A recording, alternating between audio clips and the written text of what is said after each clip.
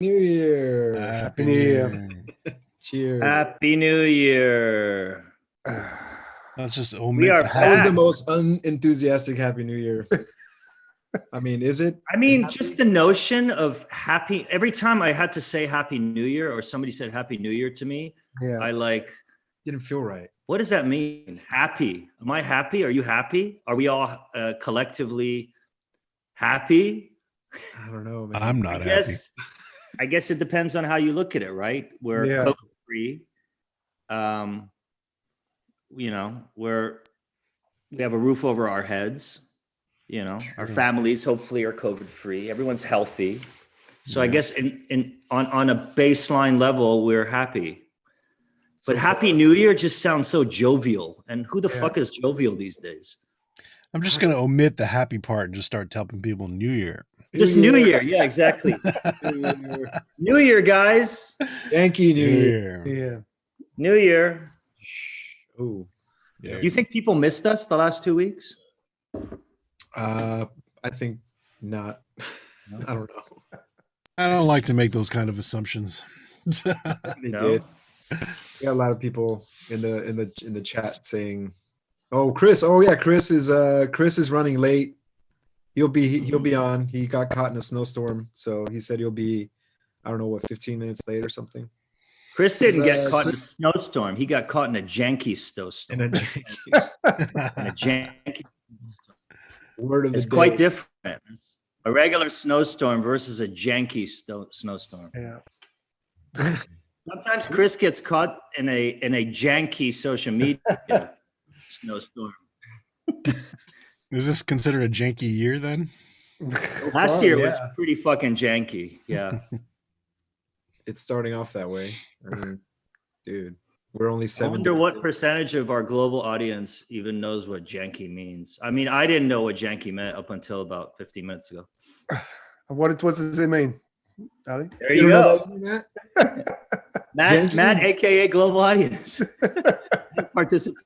Janky is like it Just means like busted. it's busted. Yeah, It something just doesn't work, man. Doesn't It's work. janky. Janky. You're riding that janky bike every single day, man. Yeah. Yeah, janky. Wheels car. not turning. Matt, how does your back feel? It's much better, thanks. No, Yeah, no, I mean, you got to say it feels janky. it was incredibly janky. It was janky. It's janked up. Yeah, It's there you go. janked up, yeah. Are you janked up on meds right now or no? No, and I'm actually I've been alcohol free for 7 days, so it's Oh, alcohol free beer for me. Well, well. Cheers. welcome back. so, yeah. Cheers. I need to have my morning tea before I open up this beer, so All good. Oh, I you got got to the say, beer, yeah. this punk IPA from Brewdog Brewdog. from right here in Barcelona is fucking delicious. They brew it in Barcelona too? And I bought this. They didn't give this to me, and they didn't tell me to say that. It's fucking delicious. Yeah, it's brewed in Barcelona. Oh, nice. They got breweries all over the place now, I guess. And I love all the little writing on the label. You know, united we stand for better beer. Yeah. Fiercely defiant and independent. Punk IPA postmodern classic. Brewdog. Nice. You know, they're saying all the right things. Yeah. They're how punk is it though? DIY, dude. Yeah, it's pretty punk. And Punk rock, how's man. Barcelona, Ali? How's it? I was in Ibiza for the last week. And how was that? I mean, everything's. I guess it's been closed now for a long time. I mean, everything must be a bit dusty, right? In Ibiza. Yeah. Well, the hotels and everything all boarded up, I guess. Yeah. It's quite janky over there. No, it's actually really relaxed.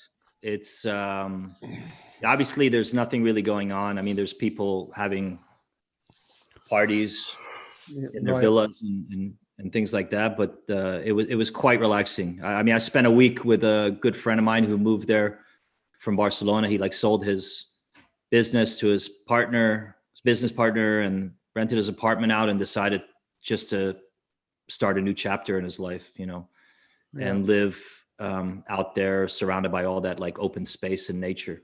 So it was really nice to like wake up every day to beautiful weather, go for hikes, you know, grill, barbecue every day, and just sit in front of a fireplace and watch movies. It was kind of like being in a ski lodge.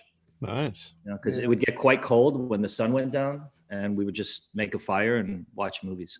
So I was kind of off the grid the last week. I have no idea what's been going on in the news or in the music press.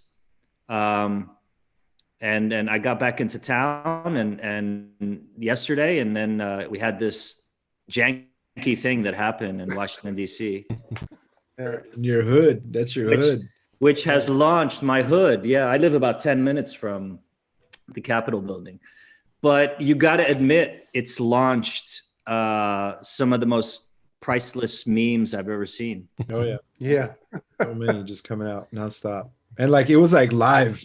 Like as I was watching, as I was watching it, I'm getting like memes sent to me. And it's just like people are just sitting there. Like I mean, I would think these meme creators have teams of people just making memes, and like who approves them? Do they just send them out and see what gets the most laughs? I'm jealous. I'm quite jealous of these like I don't know what would you call them? Meme creators or whatever.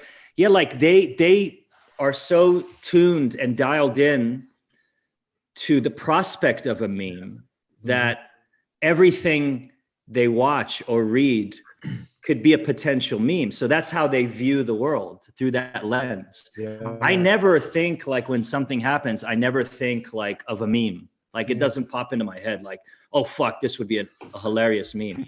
But I think you've got to think that there's some people, Ali. I mean, there's some people that spend all their day on Facebook or Instagram. You know, that's their thing. Whether it's, you know, they've been furloughed or whether they're retired or whether they're just obsessed. But you know, they're the people that are doing it. You know. Yeah, like what's that guy's name? Or Business Techno, whatever his name is. Yeah, that guy. Yeah, he probably spends like what? How many hours a day do you think he spends on? Maybe all day. Social. Yeah, maybe all day. I mean, Yeah, they could just all day. There's people that just look for, you know, anything that could, like you said, potentially be funny, and just like snap a picture of something and put some words on it. It's like, bam, Yeah, new meme. Justice said that Universal bought a meme company for 80 million. What? Yeah. No way. Really? That's crazy. Oh, man. Wasn't like fuck Jerry was like a PR company, right? Or was it like a meme making machine? Fuck Jerry. I just assumed they were just making memes. That's it. And that's how they got famous. Yeah. Like they're making tens of millions of dollars just by making these dumb little photos that everyone laughs at.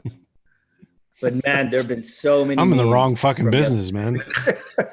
I know. Jesus. We need to get into the meme business. It's funny because you have comedians, you know, like stand-up comedians that kind of talk shit about meme creators, saying that they're not real comedians. It's kind of funny.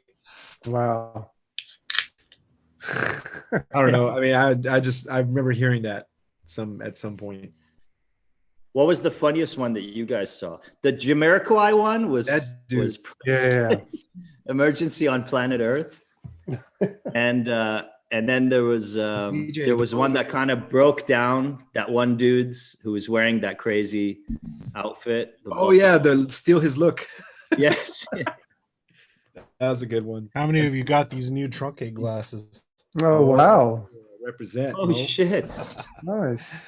I'm drinking out of a can right now, but okay. I got my truncate glass collection going over here. Wow. Yeah, I made those over Christmas. Have we, like, the show hasn't been memed, has it? By anyone? It has. It Probably. I've seen it on the there's this group on Facebook, the worst techno memes. Yeah. And Oh, those idiots. I can't remember what That shit's fucking funny though, man. It was like it was a screenshot of like us, and then it said something I can't remember, and you know, people were just roasting us in the comments. It was pretty funny. You know, you can laugh at yourself. I mean, I could. I apologize, actually. I said idiots. I meant idiot, aka Dave Clark. I'm sorry, everyone, on the worst techno memes. I didn't mean to. Yeah. Someone was making a thread on Twitter about getting Dave Clark on the show and just having you. Yeah. Making a threat? What do you mean? A thread. Oh, a thread. Oh. So like you guys should have Dave Clark and have Ali and Dave go back and forth as to why. You guys are gonna end up best friends. For sure. Still hugging. The funny thing about him is, like, I used to tolerate him and we used to be friends, but you know, I learned once we fell out, I learned how much people actually hate the guy, and all the people that he thinks he's friends with talk so much shit about him and hate his guts so much that I have no idea why they try to maintain like a connection. I don't know. Maybe it's a techno thing. I've never met the guy. Seems like a very outspoken person. He does go out on the limb and say shit that I wish more artists would say. People would say, yeah. You know, I met him once briefly, so I don't know. I have nothing. I don't have anything against him, really. Well, we should get him on the show. But he does seem to spend a lot of time on social media. I think he spends literally all the day. You think he would? If we asked him, do you think he would be down? Probably. Do any of you guys know him besides Ali? I used to know him pretty well. I mean, he used to live in Brighton. I mean, now he's obviously living in Holland. But yeah, we can ask. That should be the 1 year anniversary show. That is with Dave Clark, the showdown. Like it'd just be Ali and Dave on screen, and it will just be our screens off. Yeah, it wouldn't be very entertaining. It would just like people would tune out. It'd be boring. Well, what like? How did you guys feel watching the? Like, I should ask Matt that actually, because you know, you're English, living in Berlin. What was your initial reaction when you heard about what happened and then you saw the footage? Well, yesterday, I mean, America. I was glued to it because my wife's obsessed with American politics. So, and I mean, I think as with everywhere you read, literally everyone was saying, "What do you expect?" So, I mean, I've been actually like changing the subject, but I mean, my week's been mostly spent with the whole Brexit ordeal. And how we're not going to be able to sell our records in Europe anymore. What? Or the prices for shipping have gone through the roof, and et cetera, et cetera. But like a box of records that did cost €20 to send to Hardwax from the UK is now like €97. Wow. Whoa. So Matt, there was I don't know what, like, artists were kind of left off of this group of people that were, you know, not required to obtain like visas. Yeah, I believe as well that if you're talking about Blow-On, that I think actually he was one of the people who was actually, I mean, I know him pretty well, but apparently he was one of the DJs who was criticizing plague raves, and then of course went to Ukraine to do a rave. But like, he did a legal event, so yeah, a legal event, but still, I mean, we're in lockdown here in Berlin, and I mean, you know, I think it's the club in question in Kiev is one of the only clubs open at the moment. Where did he play? Closer? It's this other thing. So the other club, it's just a symbol. It's like a weird sign. But yeah, I mean, and I think because due to Brexit and the restrictions, but still, I mean, we're in lockdown here. Yeah, but I think someone like Blow-On, he's such a badass fucking producer that in my book he gets a pass. Yeah. Well, Dave doesn't.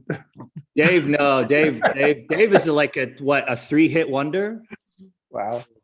Red 1, 2, 3, and like maybe there's 2 other songs that he did. Okay, Dave's a 5-hit wonder, and not even a wonder, like a 5-hit has been.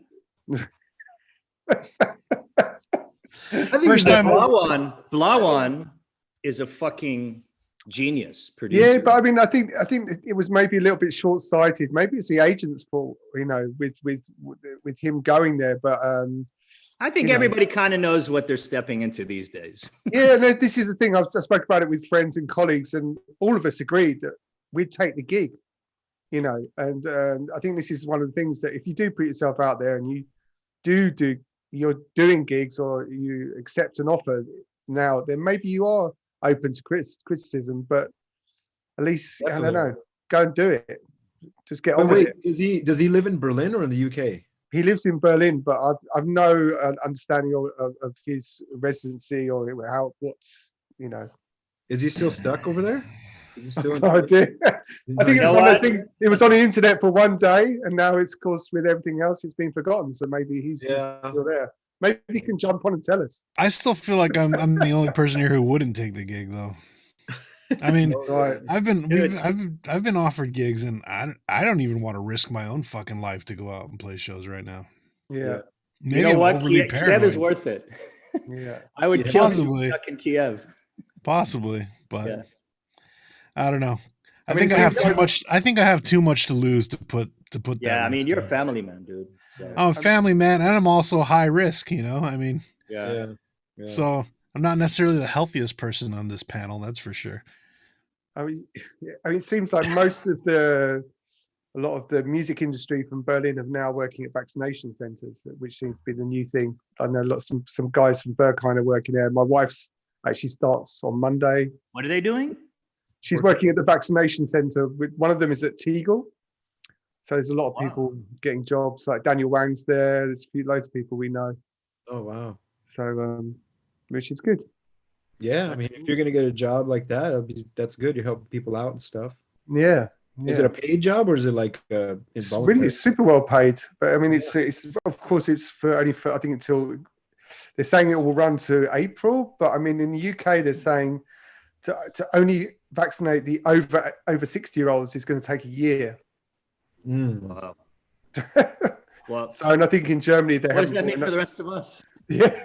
I know in California the vaccinations are going really slow, like a lot slower than they projected. Right. And apparently it has to do with logistics. So yeah. I mean, it'll probably be next year before we could get vaccinated. Hey, Matt, can you say that for everyone that thinks they're going to go back to partying this season in Ibiza? Can you say that one more time? What about the vaccinations? I mean, yeah, say it one more time. Well, they're saying in the UK that it's going to take a year to vaccinate just the over 60-year-olds. So, and if you think how large Germany's actually, they didn't buy enough vaccinations. They're now in, I think Angela Merkel's in talks with Putin about buying the Russian version. No way. So, Jesus. Yeah. 2021 is not going to be any better. I knew it. But I think, maybe by the summer, I mean, in Berlin, we there were parties in October. I mean, if things can get a little bit easier, then we can have these social distancing things, and maybe it's going to come back. And I know they did a testing party, didn't they, in Barcelona recently with 500 guests or something, where they were testing on the day. So there are companies who are trying at least, but of course, in the grand scheme of things, I don't think we'll be traveling. That's the problem. I don't like to be the Debbie Downer and have to bring everything down by any means, but all year people have been coming up and saying, "Oh, I hope that 2021 is going to be a better year than 2020." It can't be. It can't possibly be a better year. Yeah. I mean, especially people. I think anyone who truly believes that is being overly optimistic in a sense where. I thought it was going to be Dave Clark. Oh, it's Chris. Finish your thought. Okay, I shouldn't do this. I should. Do you guys hear me at all? Yeah, I hear you. Great. New Year to y'all. New Year, everyone. New Year. Mo was in middle of finishing his thought. Sorry. I know. I was interrupting. First of all, I'm really sorry I'm late for our first show in the new year, but there was a snowstorm on the way and I was driving for 3 hours. And secondly, what the fuck does jinx mean? What? Janky. Guys, I was listening to you guys, so I know everything. Just up till now. And I just grabbed one of my last 2 beers in the fridge because I haven't been in here. And it's still cold in here too. I haven't been in here for 3 weeks, I think. Before I finish my thought, I'll say that this beer tastes like absolute shit. It is by far the worst fucking beer I think I've ever had in my life. What is this, David? It's a sour beer, dude. Oh, it's terrible. No. Sour beers are just for like super. It's for nerdy dudes like people. Yeah. I mean, nerdy dudes can shove this shit up their ass for all I care. I'm drinking this shit. Sorry, Mo. Cheers, guys. Cheers. Happy cheers here. Good to I'll see you all again. Just for the sake of it. Chris, would you say that the snowstorm that you got caught in, which is the reason why you're late on the first show of 2021, is because it was janky? If you explain that word to me, I mean, you tried early on. I was listening. You tried to explain it, but I still didn't get it. It wasn't your typical snowstorm. It was janky. That's why you're late. Janky means that something's like busted or broken or just bad. Oh, really? Yeah. I mean, it looked good. It looked like, my kids always say it's looked like Star Wars. When you go into hyperdrive and you put on the bright headlights, So it was like a janky 2021. Yes. Yeah. I think I'm trying to broaden the definition of janky.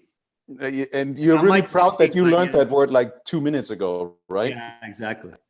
You learned it from Justin. I learned it from Justin. Janky Justin. Janky Justin. That's his new nickname. I mean, things can only get better this year, can they? No, they can't. That was my point before you jumped into this whole thing. I'm sorry. I was in the middle of speaking of that now. Was only preparing us for 2021. Finish your thought, Mo. He was getting into 2021. Yeah, finish your thought. While I'm trying to find this. This pandemic is still going. People have been suffering throughout the year, and it's not getting any better. And people are going to have to survive this year with less resources than we did last year. Yeah. So anybody who's having a better year this year is obviously in a position of privilege, and that's all. That's all I have to say. Yeah. So don't say Happy New Year. Say New Year. New Year. New Year. New Year. And drink more beer. Yeah, pretty much. Chris, speaking of snowstorms, Matt was just saying, or somebody was just saying, you got caught in a social media snowstorm. Me? Right or no? Oh, you didn't? I don't know. No, I was just commenting before the show on the business techno. Oh, dude, that was like, it's so 2020. What the hell is a Techno? I don't know. That's what he calls himself. Yeah. Dude, that was so 2020. I don't even remember that. Yeah. Right. Yeah, What was that about again? About playing gigs? Man, I've got thrown so much stuff at me from also colleagues of mine that I'm a hypocrite and everything. And I say that at that point. Yeah, it's just crazy. But this year or last year? Oh, just very recently too. And I just really avoid dealing with that stuff because I know I can look myself in the mirror. I know what I'm doing. I know what I'm saying. I'm stand to everything that I said throughout the whole year. And yeah, so I'm kind of fine. Obviously, I'm human, so I do mistakes myself and say stupid stuff. But I usually apologize for that or put things straight. So, Chris, it would seem that quite a few people we know are going quite crazy, though. I mean, I saw Carl Craig's Instagram. It looked like he'd been up for days. I think he was. Now that's just Carl's humor. I saw that with his tequila, and it was just like with his ski goggles and a tequila sitting in his studio. I love it. It's great. I mean, it's just I like his humor. He just doesn't take himself too serious, and if people take that too serious, then that's their fault. Yeah. But Chris, you're like the perfect human. You're vegan. You're like more than human. So how could anybody call you a hypocrite or talk shit about you? Somebody cue white zombie right now. What? More human than human? Zombie? Yeah, more human than human. I thought I was gonna. Never mind. I think veganism is that final frontier. I hope to achieve that one day. I'm not having much luck. lately, but Dude, it's something I aspire. I did some meatball spaghettis on Christmas and actually on New Year's because they were so good. They were in demand on New Year's again. They're so incredibly good and so easy to make. I'll teach you, and that's your next step to become a vegan. Really? What's the mystery meat there? Oh, it's Beyond Meat, minced Beyond Meat, like the Beyond Meat brand. They do just minced meat packages as well, and then you mix it up with salty crackers, with frozen spinach, which obviously you that's the word I've learned, thawed. Yeah. You're right. You thaw it, so it's pretty dry, and you put some garlic in it and some shallots, and you mix it well, and then you bake it in the oven, and then you do little really nice pasta sauce, and you put it together in the oven, and it was just so incredibly good. I had a friend that came over once. Spicy. I had a friend that came over once who doesn't eat meat, and we were having hamburgers. I was making hamburgers from scratch. And he brought the Impossible or Beyond Burger over, and he had I think 2, and there was two other patties in the package, and he left it in my fridge. He forgot to take it, and of course I'm not going to throw it away in case he comes back. But he didn't come back for weeks, and the smell of this thing, I don't know what was in it, but fuck, it smelled like rotten dog food. Well, how long did you have it in your fridge? I think 2 weeks, 2.5 weeks. Well, put some fresh meat in your fridge for 2.5 weeks and see how that smells. Huh? Yeah. I think they would call that an aged steak. Yeah. Yeah. Well, no, yeah. So you haven't tried them, Ali. You haven't tried the Beyond. You haven't tried the Beyond Burger or Beyond. I tried it. It's quite good. When it's fresh, it's quite good. And you know what? A great substitute for chicken is jackfruit. Yeah. You will never know the difference. Yeah. Properly spiced jackfruit is the perfect substitute for anyone out there that wants to go vegan. That would be my besides the Impossible or Beyond Burger, that would be my. That's quite a popular ingredient for people who make vegan tacos in LA. You always have jackfruit tacos. Yeah. But that's funny because my wife made jackfruit curry just last night. It's pretty good. I bet you it was delicious. It was really good. I've had some good jackfruit tacos at Chris, you've been there, the Modern Times, that brewery. That's really good. Yeah. They had some jackfruit tacos that were really good. Those burgers there. Those are really good too. They're really good, right? And the fries that come with these burgers. Yeah. I don't know. Maybe this is too much information, but I feel like those Impossible burgers make my piss smell for days. It's almost like asparagus or something. I don't know what spice they put in that thing, but I feel like I sweat it for days after eating it. Are you non-vegans are really hard trying to find bad things in the good new vegan food? No, the thing is I like it. I mean, I enjoy it. It's just when I go to any kind of burger spot, if they have a vegan burger, I'd rather eat that. I appreciate it. I mean, I took drives from Venice to downtown just to eat Modern Times burger. But for anyone, I can recommend Veggie Grill. I mean, that's more on the West Coast, right? Or Crossroads. Crossroads is amazing. Crossroads is a really high standard restaurant. What I'm talking about is for example, Veggie Grill is kind of the McDonald's of vegans, and I love that burger there. It's a pretty simple, plain Beyond Meat burger, and it's pretty amazing. I really love. We have Carl's Jr. on every corner now. Yeah. All right. I love for everyone living or anyone living in LA who is vegan or wants to experiment with veganism. Sage in Echo Park, Echo Park, Silver Lake area. Sage is incredible. Abby's Diner is also near Echo Park. That's pretty good. Maybe I'm a little off on the location there, but I've been in that area. But we're always talking about that in a fun way. But if I can just slide in a little bit of information there. If, for example, like I got home late, like I was with my kids on tour a little, and we didn't have anything to eat, and there's a McDonald's on the gas station here, and they actually have a vegan burger here in Frankfurt. Wow. And so for the first time in 15 years, I went to a McDonald's and got a vegan burger. And I have to say, you know, that is the way how we get vegan food more into the mouth of everybody.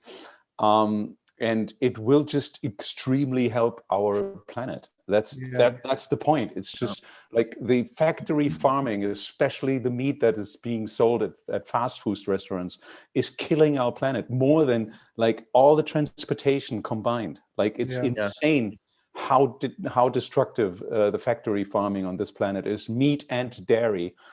It is more destructive than anything else combined, and that's where we should start. And I think that's a great step if like Carl's Jr. or McDonald's and places like that introduce vegan stuff for people to just move over. But it has to be good. I mean, the burger was okay, mine are better, but it's a start. It's a start. It's definitely a start, and it's McDonald's. I had this weird McDonald's aftertaste afterwards, which was so always weird. Yeah. There's that. Like, where does it come from? Vegetable oil, I think. Laboratory. Laboratory. GSF Foods. Yeah, But like I think most fast food restaurants, at least in the U.S. now, are adopting that Beyond Meat option now, because I know like McDonald's and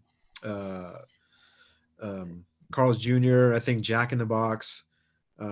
McDonald's in the States doesn't have it yet. Really? I thought I saw that it's coming. Or no, I think they had a licensing issue because McDonald's probably had an offer for it first and they turned it down, and I think Carl's Jr. got an exclusivity on it. What? Yeah, and I think the only other fast food chain which is probably owned by the same company as Carl's Jr. is Del Taco. They have it as well.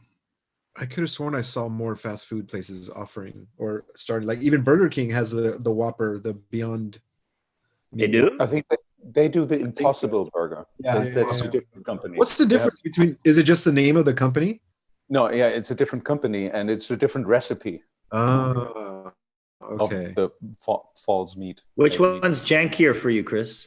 I'm actually a Beyond Meat guy. Okay. Especially the new recipe. They have a new recipe which is a little bit more juicy. It's really good. Guys, I once we get back together, I really got to do burgers for all of you. Yeah. Like I got pretty good by now over the whole last year with my burgers and my sauces that I'm doing for the burgers, especially, and everything. I just need to work on the bread. And Ali, that's your compartment. I really need to have some good buns. But have you been, reflecting on, the last year? Have you guys spent a lot of time at home? I assume you have, cooking for yourselves. Have you become more, self-assured in the kitchen?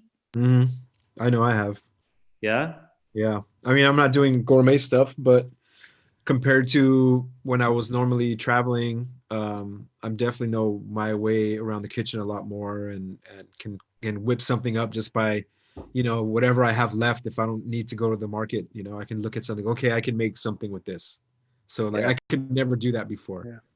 So definitely on that front. And I also look up a lot of recipes too, just to get ideas or to be inspired. Like for instance, today I have lentils. I'm like, I want to look something up to make with lentils. So I'm gonna look up a recipe, stuff like that. So I know for me, it's been it's good for me.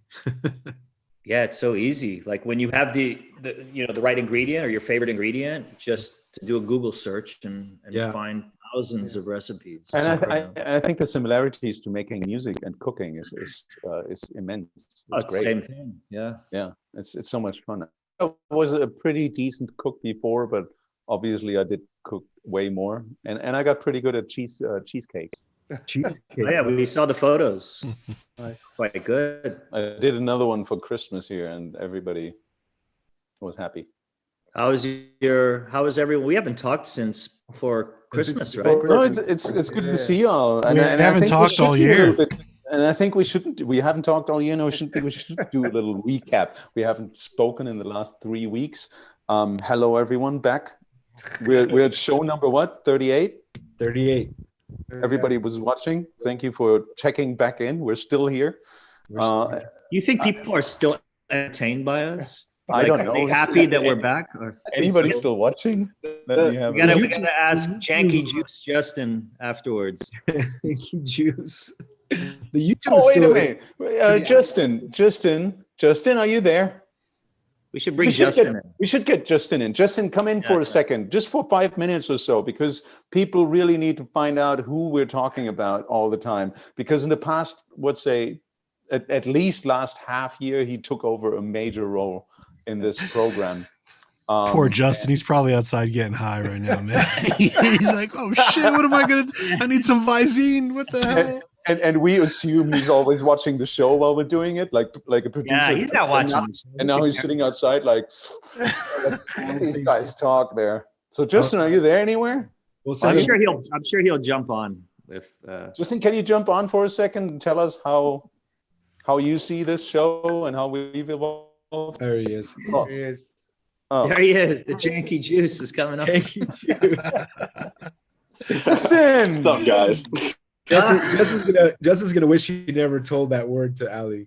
Are you getting hot? Can you explain us the janky thing? What's already had a janky beer. So what's going on? Yeah. Not much. No, my girlfriend is a therapist, and she does like sessions in the other room, so I have to like. Busted. But yeah, what's up, guys? But you're right, though. You guys were like talking about it, and I was like, oh shit. And I was like, what do I do? So sorry. We should have warned you to do this. But I thought you should be coming on and tell us a little bit of what have you done? What have you done in this? Oh, he's gone again. No, I'm back. Sorry. Right. What do you actually do to help us? What is your what company do you have, and what's going on? And we want to know a little bit more about you with all of us. Don't spot. Yeah, so I run a digital company called Juice Productions. I consider myself kind of like a digital mechanic. So think of it like behind every brand, there's like an engine that kind of runs behind the scenes. I build those engines. So when it comes to like the marketing, the tech, data, all that fun stuff. So it's good. Who's the guy in the Matrix movies? Like the last Matrix movie where the guy with the key? Yeah, it's the dude that's like laying back with like 9 monitors. And he's the one that like created the Matrix, like the engineer or whatever, like the guy. Oh yeah. The operator. The last movie, last movie that made no sense to anyone, but like that was the guy that was like, I made the Matrix. Yeah, pretty much. You guys are in my Matrix right now. We're in your Matrix, literally. When you look at the screens, do you just see ones and zeros? That's people. You're like, I just see a red head. No, he just sees zeros. Bad joke, I know. Justin, do you drink with us whenever we do the show? Because I know it's 3 in the afternoon, 4 in the afternoon. Yeah, I'm kind of like at my smoke phase at that point. Okay. Yeah, no, I like to dab. So it's the equivalent of a fine bourbon in the cannabis world. That's more like slamming heroin in the cannabis world, in my opinion. Yeah. It is true. People like bust out like a torch. It's just like I've smoked a dab before. That shit laid me flat on my ass the whole goddamn day, dude. I didn't move. Well, yeah, I mean, like, if you have liquor, you're not gonna like rip shots of it like you drink beer, like you just kind of sip on it. It's like sip on dabs. Yeah, just sip on it. That's nice because you can like mix flavors and stuff. It's nice. A little more control of the experience. You can like mix flavors and strengths, and like, do you want like a more of a mental, like clean high, or do you want like a body heavy? You can kind of like control like what you want. So it's a little bit different. Chris, do you do dabs? I would love to. I'm sitting here in Germany and it's just fucking forbidden. Yeah. And I don't have any access to anything, and it's just like I ran out of my stuff now. My oils, everything is gone. Oh my god! I'd send you some stuff. I don't get wow. Send from an anonymous. I know. Feel sorry for me, guys. Just drink beer. To America soon. We'll just pour a little bit out for Chris right now. Yeah, pour some out for Chris. So Justin, since you've been watching us all the time, you're helping us to get to get our like sites going and stuff. We have a new site, by the way, guys out there. We have now. What do we have now? We have now Facebook. We have Instagram. We have YouTube. We have everything. Yeah, we're like kind of trying to get legit. After 1 year. After a year, we're like, no, we should like do something with this. But yeah, no, we got like an Instagram now. We got Facebook, YouTube. So I know some of you guys are like on Chris's YouTube right now, and some of like Ollie's and whatnot. So like eventually we're going to transition completely to the DJs and beer stuff. So just make sure to follow that stuff, because eventually we're not going to do it anymore on these guys' socials. So yeah, I think like a lot of cool stuff, kind of planning and trying to make it, a little more interactive and engaging, and try to do a little more than just these these Thursday events. And I think the feedback's been good though this last year. So for the artists and the fans, so it's been good. Oh yeah, the audience is great. Another applause to the audience. Yes, thank you guys. We don't really put much effort. Yeah, we don't really put much effort into advertising the show, right? Well, no, and we have no money. So it's just word of mouth, like that everybody's tuning in. That's so great. Everyone looking for therapy. That's even better. Yeah. This is the weekly digital therapy. DJ. Yeah. Have you guys got any like favorite shows from last year? Anyone that's? I mean, Laurent was amazing. There's a final show. I mean, apart from his misty screen, we could have gone on for hours. Yeah. Oh man, what's the chess one? There's so many on Netflix. So many. Something Gambit. Oh, the Queen's Gambit. Yeah, so no, good. I think Matt. I mean, on DJs and Beers. I mean, I was like Netflix stuff. The favorite. I loved getting to know Sama a bit more, and we should maybe just quickly mention. Oh yeah, she's free. Yeah, like give a shout out to Sama, our colleague who was on the show last year, who we learned a lot about, who was imprisoned during a recording of a live stream that I guess she was doing for Beatport's Twitch channel. Oh wow! Yeah, and she had gotten the permits, but she was nevertheless arrested and thrown in jail illegally. And now she's out on bail. She can't really comment because she's out on bail. And she could potentially face, if she's convicted of whatever crime they're accusing her, she could face jail time. So it's a very touchy situation. It's a very real thing that she's going through. And our hearts are with her, and we hope that cooler heads will prevail, and she'll be acquitted of whatever it is she's been charged with. Yeah. So definitely. Cheers. Well, we'll be fully behind that cause all the time until she is fully acquitted. Definitely. Yeah. It's maybe to respect like what she has to go through her story. Like it's. We take like our ability to just like play music or whatever for granted. I mean, it's wild to hear that end of the that side of the world. Yeah, just to play music. Like she just wanted to do a DJ stream, and it's crazy that I guess we're privileged, to just be just to jump on and do a stream anywhere and like have no issues, Yeah, talking about being happy. Yeah. That's where it's crazy. It's when you think about it, it's like on the one hand, like your freedom of expression is being taken away from you. On the other hand, your freedom, I can't think of anything worse than your freedom taken away from you. So it's I don't know. We definitely need to get her on once she is completely free again and she's free to talk and express herself, to tell us the whole story. Yeah. That would be good. Yeah. But just thinking about past shows, I think we definitely need to have Danny Tenaglia back on. I mean, we need to have part two. Part two, yeah. Which is great. A lot of good stories. Yeah. Yeah. I think those have been the best episodes. Like the ones where like, at least for me, being the younger millennial generation, just hearing about all the stuff that happened like before I even existed. So you're not really involved in the whole techno scene where we're coming from. So loads of guests that are on our show you see for the first time too. Oh no, I've been fans of like the techno world for probably like 10 years or so, but like in the scope of like 20, the 80s and like kind of the roots of it. I don't know. It's like my generation, I feel like it's always about like the latest and greatest and like the hottest shit, when it's like sometimes latest and greatest isn't the best, and then like you hear like something that's like amazing, you're like, oh, this is like the shit, and you're like, yeah, that came out 20 years ago. And you're like, oh, okay, so it's just a lot more, it's curious. Don't feel so bad because there's still music that I'm discovering now that's from like the late 80s, early 90s, and I'm like, what the hell is this? This is amazing, so no, exactly. So it's just like it's cool to hear that part, because it's definitely hard when you're constantly forward thinking, to kind of respect the past and whatnot. So I would say certainly a good thing to hear. Good one for me. Sorry, Mo. Say again? Carl Cox.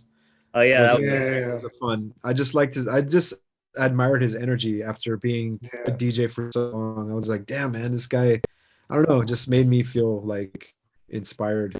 Right. Yeah. Even at his level, he's still like grinding, hustling. Yeah, man. Yeah. I mean, I've been with Carl on tours where it's like 3 days in a row on no sleep, 2-3 days in a row, like very, very, very little sleep. And he's got the same energy. It's just the way he's wired. It's who he is, it was it's part of his DNA, growing up within the scene. And I think it's really important what we do, where we, try to draw a line, because I think our past informs our future. We try to draw a line to certain key figures in the past that have really paved the way for all of us and for a lot of others out there. So Justin, you're saying you actually learned something from our show? Yeah, had a wrangling cats. Just kidding. No, absolutely. No, absolutely. I mean, it's like, I mean, just like to hear about the culture of it, I guess, is like really, really awesome to me. Because I mean, like for us, it's like we kind of take it for granted, like our access to music, and like y'all had to like grind to like find a track. It's like kind of going through like the record store and whatnot. So it's like it's I don't know. It's like it's like a foreign concept. It's just a foreign concept, because I'm just accustomed to the online. I mean, for me, like underground was like LimeWire. And like, LimeWire was underground when it came out, man. Oh, shit, I think I was in. Wow, what are you drinking, Ali? Fuck you. That's a what is it? It's an IPA, Kusfallen. I think it's also from Barcelona. It says on the back, in the interest of reading the fine labels, it says, fuck the police. Fuck the police. Fuck the police. It says, kill the king. Fuck the police. Kill the king. That's a very positive messaging beer that you have there. Message. Yeah. But yeah, what I thought was crazy about Carl was that he's still got all of his records. I mean, he has never sold. I mean, Ali, do you still have all your collection? And same with you, Chris? Going back to the... Yeah? Yep. Storage at the moment. Wow. When it's all at my mom's house. When I start, like, I go down into the basement and I start looking through the... oh, God. I have, like, the majority of the stuff was organized. And then when it was moved to their house from my old place, it's like it's completely disorganized, but there's like clusters that are still organized together. Yeah. And when I find those clusters, whether it's basic channel or new phonic or classic or whatever, a lot of the Detroit stuff, it's just a gold mine. There's so much amazing material. I wish I could just sit there and digitize and re-edit my entire back catalog. I mean, I think I'm going to have to buy like one of these portable record players, because most of my records now are in my basement. Yeah, and I think that's going to be the only way to go through them. It's just sit there. Yeah, I got like a little Vestax one that I got in. Yeah, like that's the one I'm looking at. Yeah, that's pretty good. Did any of you? When did all of you? Sorry, Justin, to keep you like sitting here now with. Hey, that's okay. Either way, I'll be sitting here. So. By the way, where are you sitting? I'm in my bedroom right now. Oh no, I mean where? Like what? Oh, like DC. I'm in DC. You're in DC right now. No, in about 5 minutes from the epicenter. 5 minutes from where all of you guys watched yesterday. Yeah, insane. But what I wanted to know is digitalizing vinyls.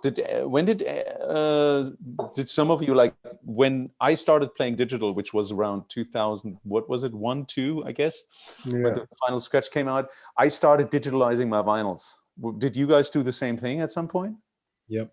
Yeah, slowly. It took me a long time, but then it was that whole thing of, I mean, I was touring with records up to 2008. I think I had one occasion where my records didn't arrive. I left the Panorama bar, I had the big Rimowa box, and had a CD case stuffed in the front. I went straight to Mutec, no sleep, and my records didn't arrive. And I was going on tour for a week, and then that was it. That was the last time I traveled with records. So that was one of those moments where I was like, right, I need to start digitalizing. But I mean, it's an insane task. And what I do mostly is just look on Beatport or Juno download and try and find the masters. Mean, of course now, but I mean, for those younger viewers who are born when just Beatport opened, there was a time before Beatport, there was a time before digital download stores. There was a time where it was even really hard to get rip-offs, rip-offs of anything. So you had to digitalize your vinyl. There was no way to otherwise play digital music, which was in a way pretty like insane, because you had this thing that you would be traveling with, and then you put it on digital something, and then I remember playing at Ministry of Sound on New Year's Eve, they had these VDJs, these video CDJ players, and they were janky. They were, and I remember seeing, because back then CDs would get, they would corrupt really quickly, and I remember seeing the WAV going along, and then there was just a massive cutout where it literally was going to stop, or there would just be nothing, and that's the big problem back then with the CDs. They would degrade so quickly, they would never last. I remember, I'm trying to remember the DJ that did this. I think it was Sander Kleinenberg, where he had like a VJ that he toured with, and the DJ would make visuals. I bet if you could find one now, I bet they're amazing, because you can play DVDs in them. No, but the visual guy would make visuals for all the music that he was playing out, and he was using a DVJ, the Pioneer. Oh, yeah, I have that. It's pretty tight. It looks just like a CDJ, but it's to mix video. Like it's wild. So he was DJing, but it was all. I mean, I guess they were made for commercial jocks playing in ritzy nightclubs who could play literally video mix at the same time. I mean, like, do you guys ever see artists like play music and control their visuals at the same time, or they always have like a separate VJ? I mean, well, it depends if they're doing a live show. Yeah. They do. I mean, live show, they do the visuals too. Like they'll control them. Yeah, I mean, a lot of the EDM guys have. I mean, most of those shows, dare I say it, they're quite pre-programmed and structured. They have like a lot of bells and whistles and. What? I'm shocked. Yeah, there's a lot going on, and it's a lot easier to press play and put on a show for an hour than it is to try to do everything live. But there's the same exact show next day. There's a lot, it depends if you have the extra budget. They're too busy standing on the table and getting on the microphone. They can't mix at the same time. Well, we should have an EDM, because I'm friends with a lot of them. We should have an EDM artist on the show. They have to know it's not going to be a roast. There you go. Be a roast. Yeah. Definitely not Don Diablo, not him. Don Diablo. Who's Don Diablo? Oh man. I'm like throwing myself under the bus. Ali has a great story with Don Diablo, I think. I have a great I do know that actually for a fact. I'll wait till he comes on the show. Nice. Wow. Anyways, Justin, it's been great to see you. Yeah. You can hang in here if you want to, but I don't want to get your girlfriend all angry at you. Oh no, that's why she's in the other room. She's fine. All right. Yeah. you might as well stay on. We don't want to kick I might as well. I'll kick it for a little bit. You might as well. You just stay on. I saw Justin. Are you looking through the comments sometimes too? Because I just looked through the comments and people were discussing. Maybe throw out a question, Justin, that we can. People were discussing the guests that we have, and they were asking that we also get some promoters, and we actually have some promoters lined up, and I'm really, really, really fucking excited for next week's show that Mo organized actually, and that is another. I would say. Mo, maybe you can explain that a little bit better than I do, but that's going to be quite a nice history lesson for a lot of people, right? Oh yeah. I'm sorry. What did I organize again? You're talking about next week's show? Next week's guest. Wake up, Mo. Next week. Next week we're having Kevin Key from the infamous Skinny Puppy. Whoa!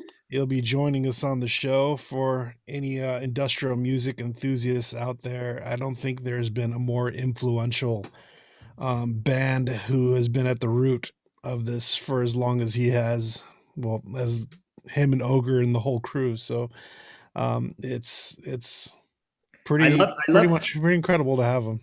I love. I don't know the producer's real name, but.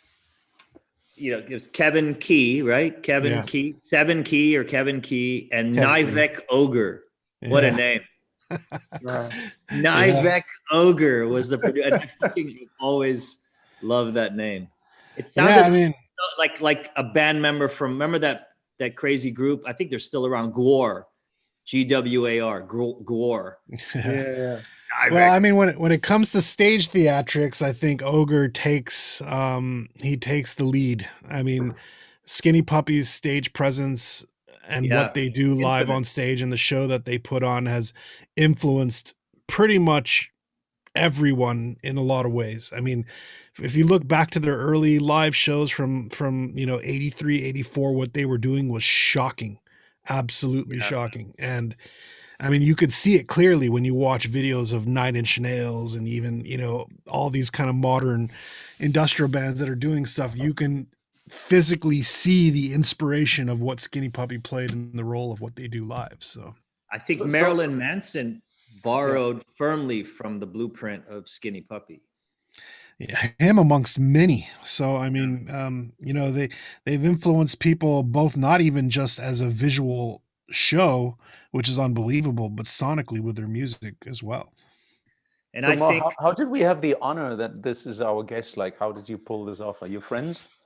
Yeah, me and Kevin have become friends. I kind of mingled with a lot of various people in the industrial scene who've played in LA, and obviously a lot of these people were my heroes growing up, and just from my experience working in studios and doing engineering jobs, I've crossed paths with a lot of my personal heroes. But me and Kevin's story is quite interesting because we share a similar hobby in very rare, interesting, old Japanese toys and collectibles from Tokyo. And we would run into each other at toy fairs all over the place that we would go to. So that's our connection. That's how me and Kevin kind of hooked up. And he's a good dude, really good dude.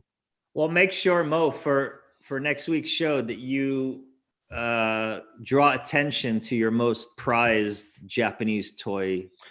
Yeah, and I'm sure Kevin will too. It's funny. It's a topic I'm sure we'll jump into, and he's well versed. And I don't want to be surprised, but I'm sure he's got a lot to talk about it in himself as well. Matt, aren't you also kind of very well known with this stuff?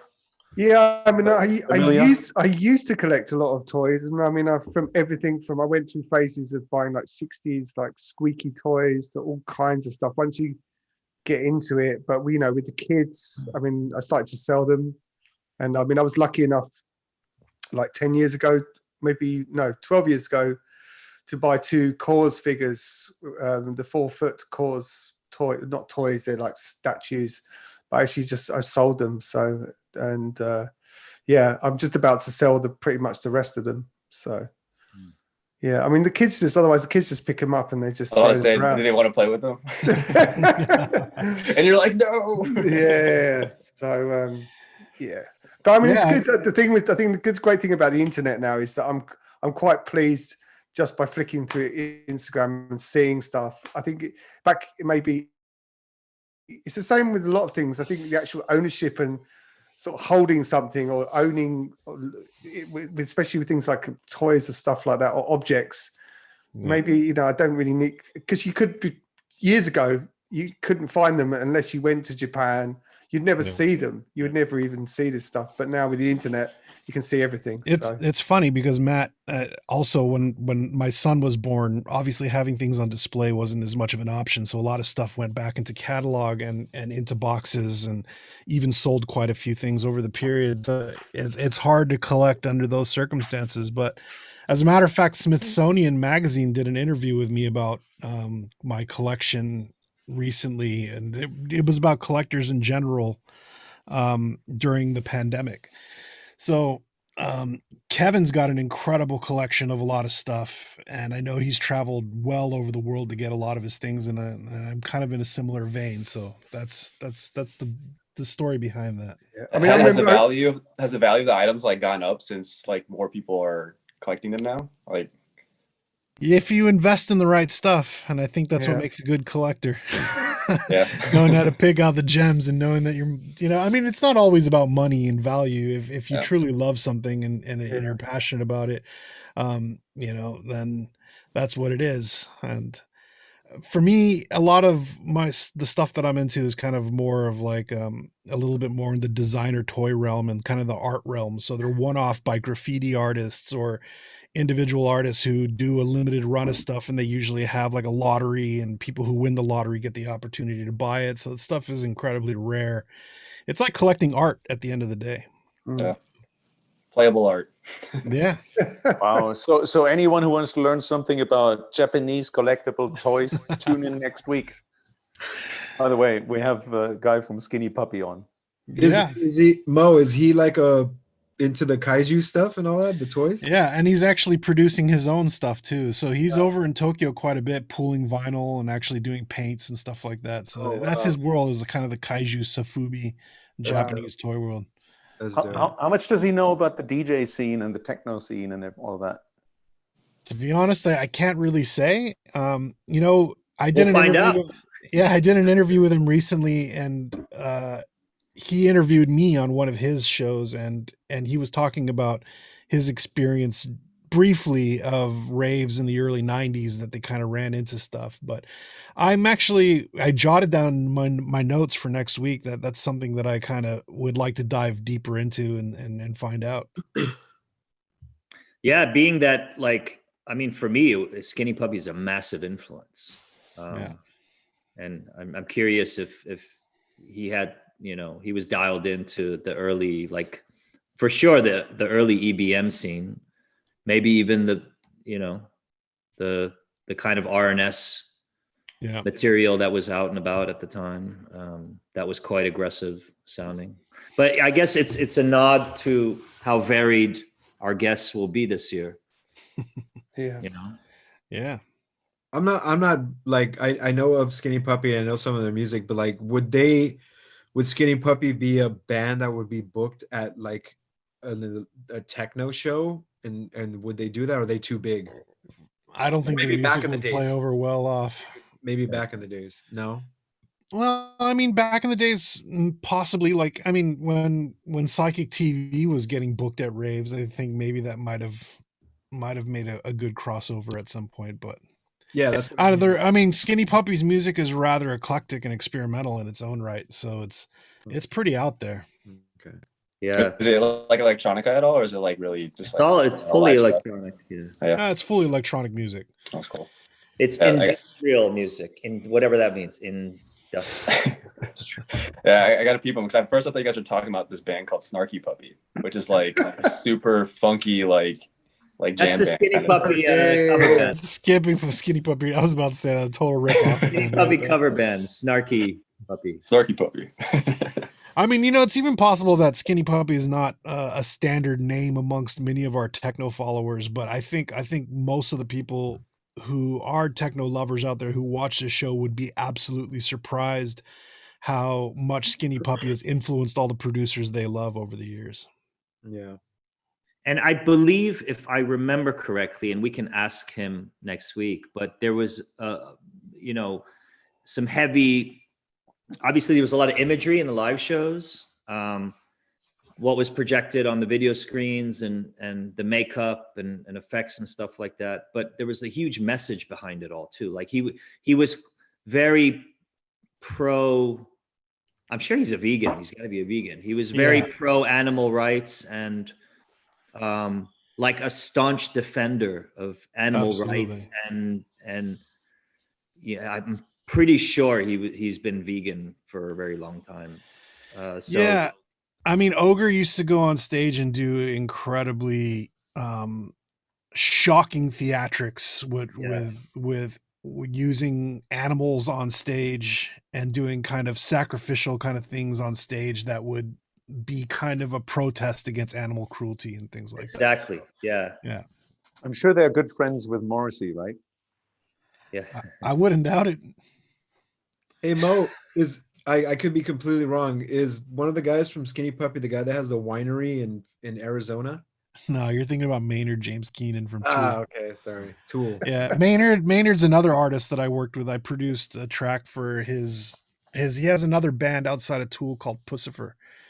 And I produced a track on their wow. He's a legend. Yeah. Yeah, it would be a tricky one to pull off, but I think it would be a good show. Maybe he would like to come in and share some wine with us. I remember like wine. There's a few Tool videos. They were known for their videos. Their music was quite would you say it fell into the psychedelic rock? Yeah, it's like kind of the psychedelic progressive rock scene for sure. Yeah, and there was one video that just always struck a chord with me. Trying to remember for what song. I think it was probably Schism. Yeah, it was like a big hit for them. Yeah. Also because of the video. So that would definitely be Schism.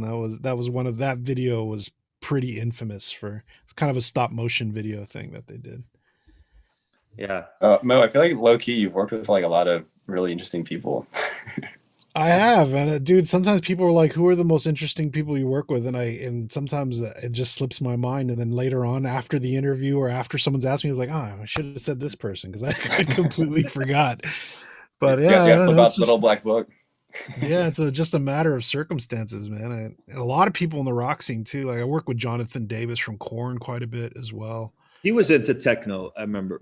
Yeah, he was. That's actually how we met. Jonathan Davis reached out to me because after what Korn was, I think they were taking a hiatus for a second. I think it was right after Monkey passed away, their bass player, and he kind of wanted to get into DJing. So we kind of were sharing ideas about DJing. I don't know how well it worked out for him in the long run, but yeah, that's cool. You remember a time when it used to be like rock stars that would get into DJing and that was okay. And now we got bloggers and influencers that are doing it.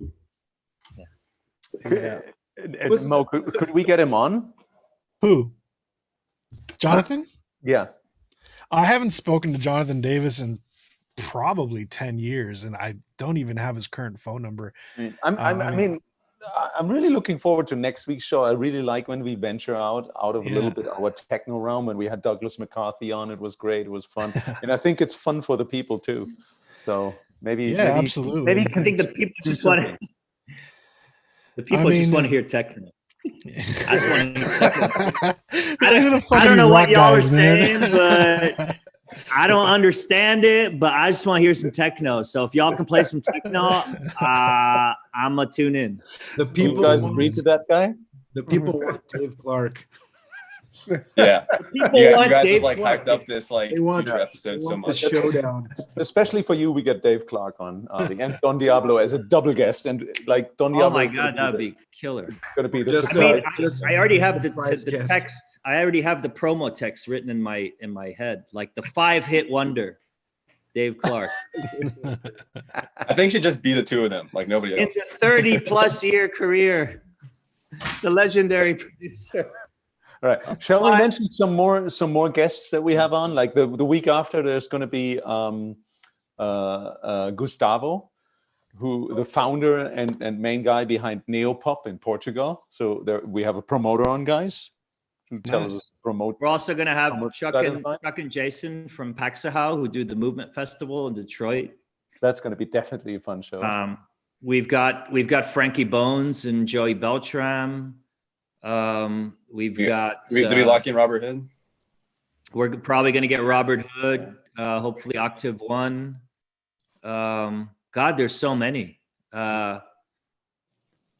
And we have almost been doing this for a year, so we can start going back to the part 2s too if we want to. Oh, and I locked in Lauren Flax yesterday. Lauren Flax. So she'll be cool to have on as well. Great. Hey, the YouTube chat is going crazy about Dave Clark. I think you have to face this, Ali. That was the intention. Yeah. Yeah. People want Dave Clark. Somebody was like Jerry. Yeah, dude. Exactly. Oh yeah, we need to he looks like a lumberjack now too. You're gonna become loads of memes tomorrow, Ali. It's gonna be. Mo, can we get Speedy J? I'm pretty sure he'd be down. He'd be down. Come on. Yeah, I think it's up to Chris. Oh no, sure, Joachim is going to come down. I just didn't really get the chance to speak to him for a while now. Yeah, that'd be interesting. Excuse me, are we still talking about? Speedy J. Speedy J. Yeah. Who else are we gonna have? Well, I think we're gonna have the Juan MacLean on, who I've been following for a very long time because he was part of the whole James Murphy DFA camp. And I didn't realize what an incredible DJ he is. He plays a Panorama bar. He's an amazing guy. He's super lovely. Yeah, I've known really super guy I've come to know over the years. And I did a show in New York, and I was in a position where I could book the support artists as well. And he was on the bill, and he blew me away with his set. So I'm really excited to have him on. Juan MacLean. Where's he from? I can't remember where he's from, but he lives in New York. Yeah. Let's get Monica Cruz. David, I'm just reading your comments here. Edwin turned us down. I mean, he did. Not in a bad way. He said nicely that he's like, no, he doesn't want to do it. So it's all good. Yeah. We still got to get Josh Wink on. This is just a running joke here that we're having. Like, yeah.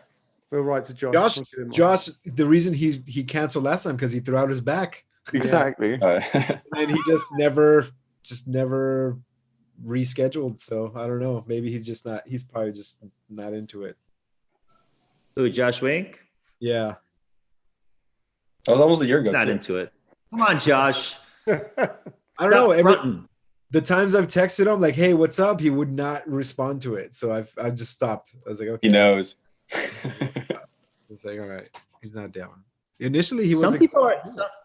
Some people are uncomfortable being put on the spot and having to talk about themselves. So we've got to respect that, David. Yeah. Maybe we have to respect it, or maybe we do it different. Maybe we do it differently for people who just don't want to come on the show. They have to live with it that we talk about them the whole show. Yeah, we'll talk about them. Yeah, like really bad shit. Oh, remember that after hour, that guy there, right? We can have any guests we want, and they don't necessarily have to be on the show. We can do guests who aren't on the show. Talk about them.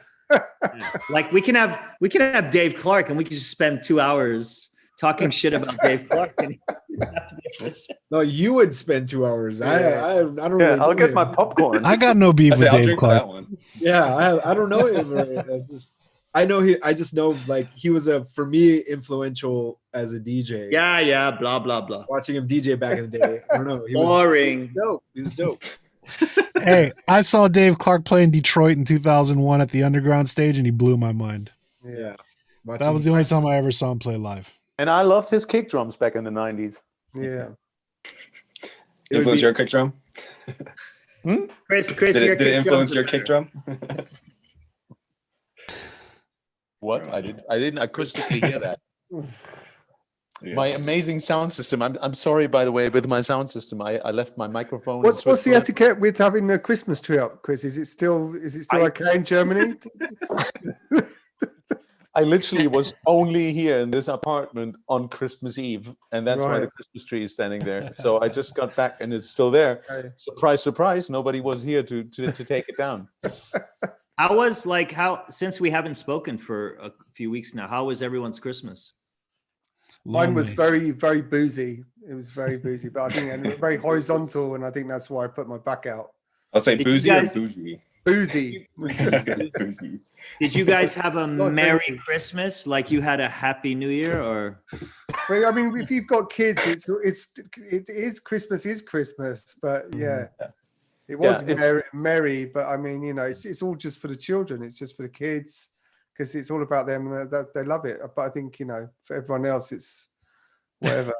Not here. Mo's birthday is Christmas is my birthday. Oh, yeah, of course. So, you got that beef with this Jesus guy, right? Yeah. Spent the last 39 years of my life buying other people gifts on my birthday. Huh. So it's a big 4-0 for you this year, is it, Mo? No, it was 39. For this year. This year, yeah. Yeah, this year will be 4-0. Yeah. Me too.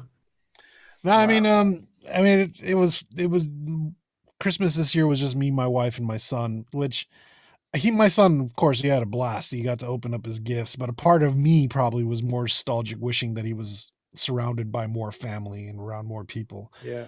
Obviously, other than that, for as far as my birthday goes, it was fairly lackluster. Everybody was in bed, and I pretty much watched Twilight Zone reruns all night. So, hey, that's great.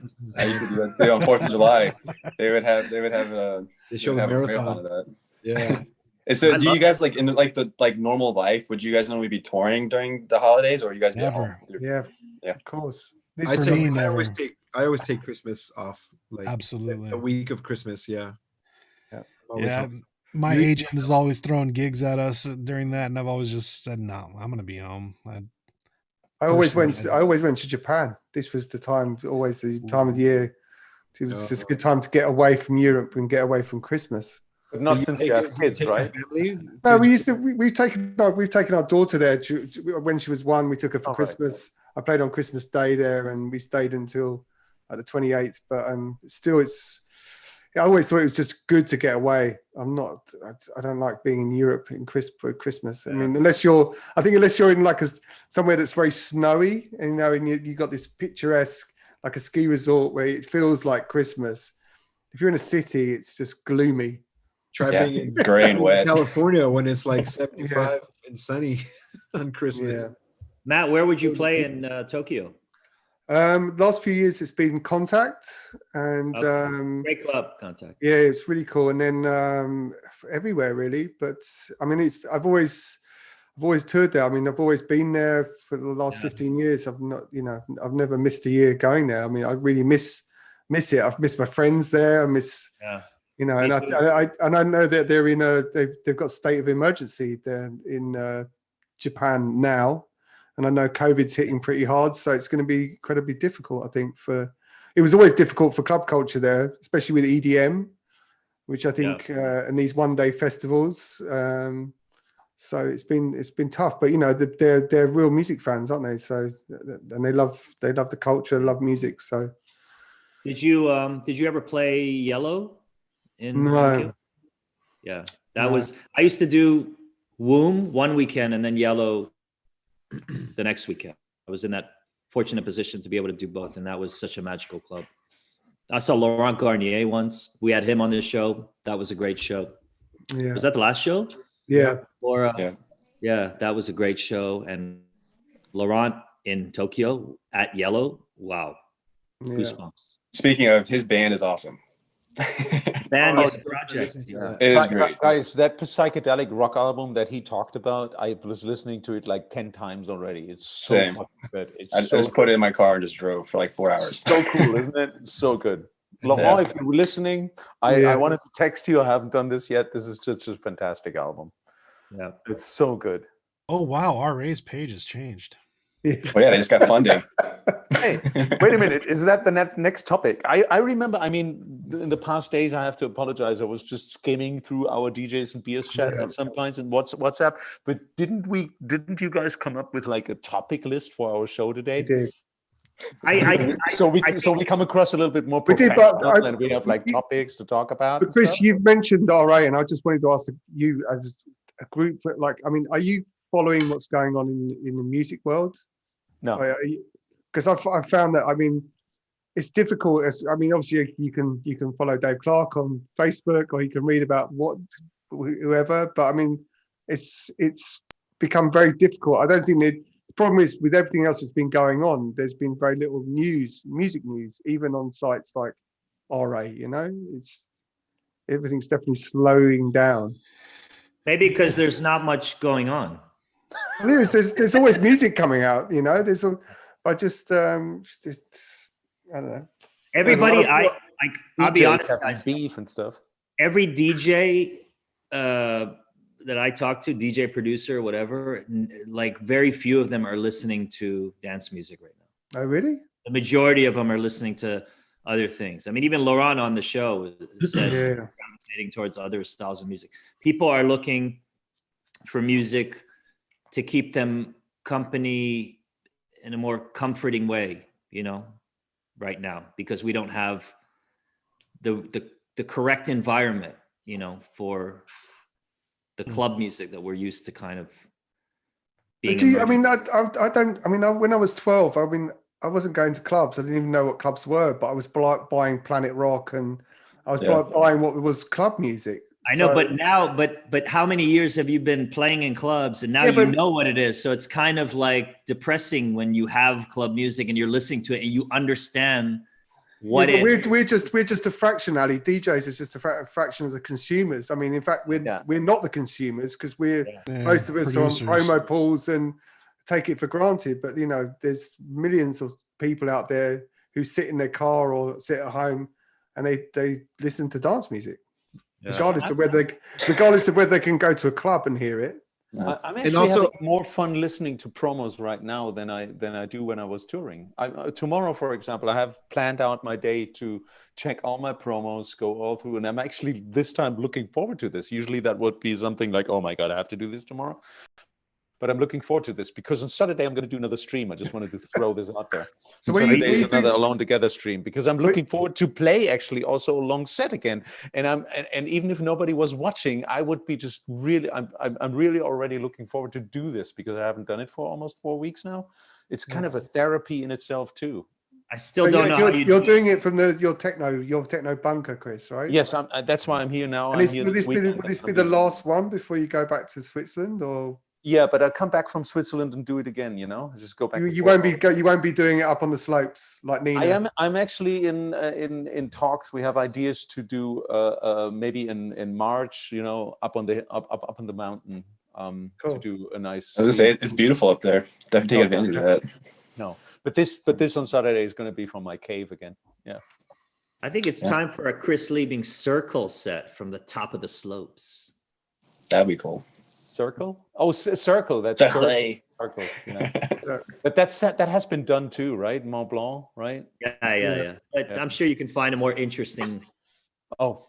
There's not really much more interesting than Mont Blanc. I mean, I'm looking at Mont Blanc where I'm at, but it's pretty much next door. We should start doing some live sets on the DJs and Beer stuff now that we have channels. Yeah. That'd be cool if we could play back to back. Like, yeah. Actually bring some music into DJs and Beers. There's got to be a way to do that. Like for you guys all to play back to back. If we play back to back, yeah. I'm just kind of thinking out loud about it. When are we supposed to do this, like DJs and Beers DJ mix? Yeah. No, we're supposed to do a track. The track's with me, I think. I'm the final. It's you, Matt. Matt, what's going on? You're slacking. But another quick other question: have we all played back to back with each other before? I don't even remember. For sure. Only me. I played back to back with you, Chris, and with Ali. Have twice. Three of us have. Mo, we have played back to back, right? We've played back to back, yeah. Definitely not me. David. And I've only ever played with Mo. Yeah. How is it when you guys play back to back, David and Mo? We did this. We had this thing called cell injection, where we would in the beginning, it was both of us on Tractor, basically doing 8 decks synced, and we would do loops and effects and just do this like crazy jumble of tracks and play for a couple hours. Well, actually, we did a Burgoyne closing once as Cell Injection, and an opening. And the opening, that's right. Well, a couple openings, right? Yeah. Yeah, we've done a couple open, and then we did that. How long was the closing set that we did? The closing was 10 hours. 10 hours. Yeah. What was the technical setup? Just both on Tractor separately with we each had our own Zone 92 mixers with the Tractor X1 controllers. I mean, he had like Machina and I don't know. His was more elaborate than mine. No, but we have also done open to close sets in LA where we played the whole night where we would bring drum machines and 303s and different like gear and just kind of jam the whole night from the opening to close. That's right. I was gonna say, if you guys are all on Ableton, like if you could do like a MIDI sync thing, but if everyone's playing like some CDJs, some Tractor, it might be hard to without having to like. Yeah, we never use MIDI sync anyways. We always just match. We just would nudge the. It's much better. It was the easiest way. Yeah. Well, I mean, like over like digital, you know, like if you do it like over this or something, you know, because I feel like there'd be a lag or something. Oh yeah. Also, we did the Observe all night from open to close too. What's that? Observe all night? Yeah.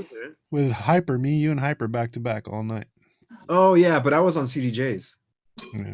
Yeah, but we've also done back to back sets where David was on CDJs and I was on Tractor. Yeah, that's true. We've done that a bunch of times. Yeah, I've done back to back sets with DJs who are playing vinyl, and I'm on my whole kind of Tractor setup. I don't think it's that difficult to lock the tempos. It's doable. Yeah. And Chris, how does CDJs? Are you getting into them? Yeah. Really, really cool. Yeah. So you're going to stop using Tractor? I don't know. Well, the connection's really bad right. I don't know, man. I tried. As much as I love Pioneer, every once in a while, if I play an after party, I'll play on a USB stick. But you need your collection. You know, you just need the screen. You need to be able to see everything, and you kind of need. I think people are used to what you're used to. But at the end of the day, did you guys see this headline news that apparently NI was going to sell Tractor to Allen and Heath or something like that? Yeah, but it's not true. It's not true? It's not true. I know firsthand. Well, that's good. It's just rumors. I thought it was a done deal. No? Conspiracy theories. Was that also a topic on our list? Conspiracy theories? Yeah. Was it? Yeah, but I don't want to get into that. It's I would have been sad to see that happen because I feel like I have some emotional ties into Tractor just because of me working at Native Instruments at its early inception. So, but I can tell you it's not true. Good. From knowledge that I've gathered 2 weeks ago. Mo, did you work on Tractor or did you work in their other department? I wasn't a part of the development team. When I started working at Native Instruments, I was the very first Tractor tech support person in the US. And this was right when we made the first Final Scratch puck, that little round disc. And I was the only person doing tech support in the whole United States for that thing. So that's how we met. We met because we were doing tech support there. And the queue for support for that thing was massive at the time. But since I was the only support person, I was the only one who was cataloging and making a database of all the bugs that were being reported through the end users. So I often talked to the development team and kind of reported what I was finding from the end customers. And so I do feel like I played a little hand in its development at some point. Were you a user of it as well, or just a I have been since its beginning. I mean, I skipped the whole CDJ thing. I mean, obviously I started playing vinyl records, and when Tractor came along, I think I was kind of prejudiced against using CDs. And then when Tractor came along, I was like, oh, great. I can still use turntables and still use vinyl and play the music off my computer and play my own tracks without having to cut dub plates. So I kind of just skipped the whole CDJ culture. And then obviously turntables kind of slowly faded out just because of its lack of quality at clubs. You can never get them to calibrate on Tractor because there was dent tone arms or bad RCA cables, or the grounding was screwed up or something, you know? Yeah, Mo and I had a pretty much similar path on that one. Yeah. Do you guys remember that techno producer User? Remember those User records? Yeah, absolutely. How dope. Who was User? Do we know? We should have User on the show. I don't know. Let's find out. like USER? I feel like I played with him at that club Distillery in Leipzig. Leipzig. Yeah, I think we were on the same lineup together. We should wager whether we think User was from the UK or from Germany. What do you guys think? UK or Germany? User.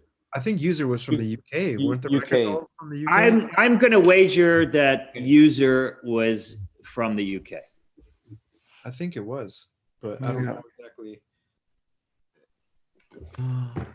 And you know what's interesting is like talking about vinyl and your own vinyl collection and digitizing your own vinyl collection.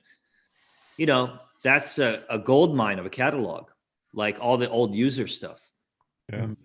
There was wasn't a lot of the old User material. There were some that were released as lock grooves. And then there were some that like when the track would get to the end, it would just loop forever. Yeah. Fuck, man. We got to pull out the old User records. The youngins won't know about those old User records, but I was just digging through my collection and found a bunch of old Player records, and I was wondering who's Player? Who's Player? And you remember Player? Remember Utility Plastics as well? Those were that was like kind of like User as well. There was like these like sampled DJ tools. I really like those records. Someone told me, I don't know if it's true, that some of the Utility Plastic stuff was Dave Function. I don't know if that's no, he used to have that label. This was Infrastructure New York. No, but the Utility Plastic stuff was all anonymous. Like it was like User. It would just say User 1 or 2 or 3, and there was no producer name on it. And I think Dave was a part of the Utility Plastic. I'm pretty sure User was lifted straight out of the Tron movie. User. We should have Function on the show. I had no idea he was American. I thought he was. Yeah, we should get Dave on. We should definitely get him on. His stuff's unbelievable. Incredible. Way better music than Dave Clark's music. I mean, seriously, way fucking better. In a different league. Guys, my beer's empty. Get another one. That's it. Shall I get another one? Yeah. That means Dave Clark. That if I get another one, I have to go to the store. Yeah, I can take you with me to the store. That's a DJs and Beers show, isn't it? It's still open. You can still buy beer at 10:30. Let's find out. Yeah. Wait, somebody in the comments said User was a guy named Dean Cole. Yeah, I saw him at the works. Definitely English with that name. Yeah, Richard Harvey and Dean Cole. Justin, is there a way that I can put myself on my phone and go to the store? Yeah, if you just click the link in our chat, like you should be able to open up Zoom on your phone. Like I'm on my iPad right now, so like, you should just be like this. Matt, this is your action item to get. I guess I to get User on our show. I'm just looking at. I never knew this. I didn't know this stuff. So Dean Cole's from Birmingham. There you go. Oh. Hey, England, UK, you won. In Little Britain, because all the records were just basically sampled loops and stuff. Yeah, they were just like total blatant ripoffs. But they were pretty cleverly. They were really clever. Yeah. And they were really functional. Yeah. What was that? So wait, guys, it's 10:30 here in Barcelona. It's after curfew, so obviously I can't go out. I still can. I think in Germany you've got to 11, right? Is that right? I'm not sure. Look at 2 of Chris. Whoa! Wow. I'm on here twice. It's your twin. That's so bizarre, man. That is super bizarre. That's really Chris. Shall I stop one and just go? Chris, you should have Chris on the show as a guest. Surprise. Wait, Chris. How are you? Chris, ask yourself a question. Which beer do you want to drink now? I'm going to get a pretty good lager. All right, I'm leaving. Bye. It's funny because like you don't have like a feedback loop. It's just like perfectly layered. So it sounds like a robot. It's weird. There was not much delay. No, it was just like layered on top of each other. Yeah, all right, I take you guys to the kiosk now. Kiosk. So Matt, is there a curfew in Berlin at the moment? Yeah, I think it's 11, right? I think same everywhere in Germany, maybe. What? There's a curfew? Well, not a curfew, but as in, I think with buying beer, with buying alcohol, I think it's supposed to be 11 o'clock, No, right? like I mean, like straight curfew. No, we haven't yet had that, but it's looking like it may happen. Who knows? You guys are lucky. Yeah. Wait, so but everything's Germany shut. or Berlin? The schools are shut. Everything's shut now. So, but there's no curfew. No curfew, but no drinking. I think after 11 on the streets. And okay. That's That's something that they do in Berlin. On the street. Yeah. True. I mean, yeah. I mean, that's know. part of Berlin life, just drinking outside, even in the winter. And do you know anybody in the UK right now with what they're going through? Well, I mean, I think it's hellish. I mean, I think it's everyone's in lockdown and it's tough times as it is everywhere. Yeah. I'll give you a tough update about what's going on in LA for a second. These two. So we've spoken in the past about how Skid Row has kind of grown out of Skid Row and become the city, but I just recently discovered that down south towards South Central, there are entire neighborhoods and warehouse districts that are surrounded completely by RV trucks. Oh. And all these RV trucks are now families who've been evicted from their houses and have rented an RV truck and are now living on the streets. I mean, it must surely.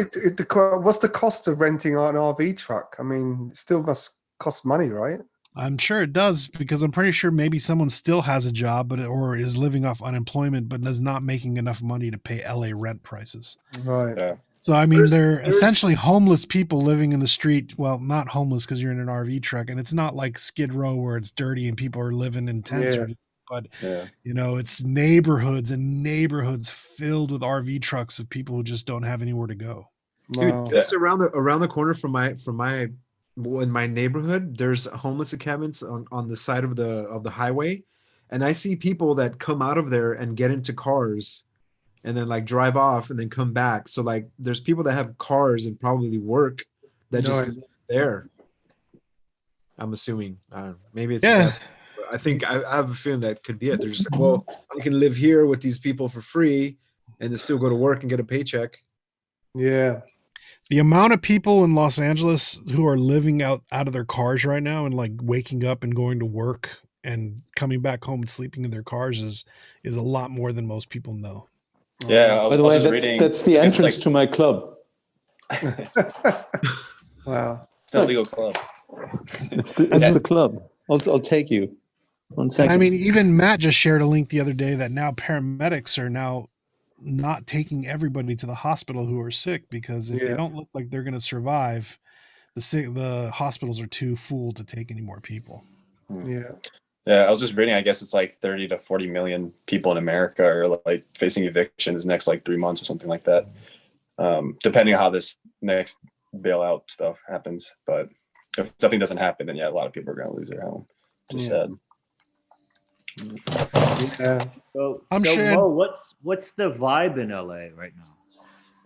I mean, I guess it depends on what neighborhood you live in, right? Because if you live in Beverly Hills and everything's hunky-dory, it's like, whatever, this will be over in 6 months and we're going to get a vaccine and life's going to go back to normal.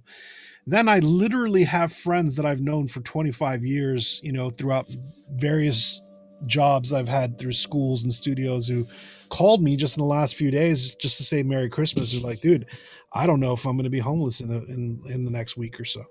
So there's definitely an umbrella of depression, and I don't think this is just only LA. I think this is throughout the entire United States, but I can only speak of what I see personally of what's going on in the city, and it's rough, man. Everyone who's been unemployed this whole last year, who've been skimming by on just receiving unemployment checks from the government. This year, their unemployment is running out. Yeah. So we're in another year of a pandemic where there's no works and we're in lockdowns and shutdowns, except there's no financial help. And that's what I was trying to say earlier, that this year, in a lot of ways, for most people, is going to be 10 times harder than last year. Yeah. Yeah. And did you know I think we're really entering the worst phase of everything. And did you know Canadians were getting $2,000 a month since all this is like started, you know, and they're just, you know, working out like we've got $1,800 in a year. I shared a link with you guys that in the United States, 14 million people have lost, they've lost medical insurance, and almost every other country in the world has not. They have 0 people who've lost medical insurance. So not only are people poor, but they're broke, but they also don't have any medical insurance if they do get sick. Yeah. So if you get COVID and you have to go to the hospital, then you're going to end up going home with like a, $150,000 bill. Wow. Yeah, it's crazy. Yeah, all that stuff was shocking that you forwarded us, Mo. Like the stats comparing the U.S. Versus the rest of the world. Matt, what's the vibe in Berlin right now? I mean, the clubs have been closed for. It's been since what? It's been a gradual lockdown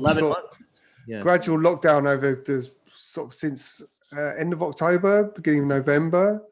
But it's just really quiet. I mean, it's incredibly quiet. I mean, Berlin is such a sociable and easy city, to get around, and but the restaurants are shut, and I think the whole restaurant industry is like in a lot of places is completely destroyed. I'm not sure whether some of the restaurants will be able to recover. How's the German government been with like support and stuff through all this? It's great. I mean, it's really good. Which should I get? All of it. Dave? Hasenhill. I can barely see what he has, but I'm assuming it's all just. This is a first, ladies and gentlemen. A trip to the beer store. It's all German. The beer store. It's our new vlog. We'll actually get beer. Yeah, I know. Chris, is that the place that you? It's actually. Well, this is just a place around my corner here. Oh, okay. And it's mostly German beers, mostly German lagers, really, really good ones. And I'm a fan of the Hasenhelles, which is pretty good, but I still have to wait to pay now. Dave, is your fridge stocked like that? Fridge? Can you guys still hear me? Not right now. Yeah. No? But I need to stock up. I'm running low. Are you salivating at the sight of that? Yes. I wish I had a refrigerator like that. I could just go and grab a beer, and that would be pretty amazing. Do you have you don't have a dedicated nice to have a fridge like this. Your beer, right? I just bought one. Yeah, I was gonna say. It's a small one. It's a mini one. It holds it because I buy mostly cans anyway, so it holds like 50 cans.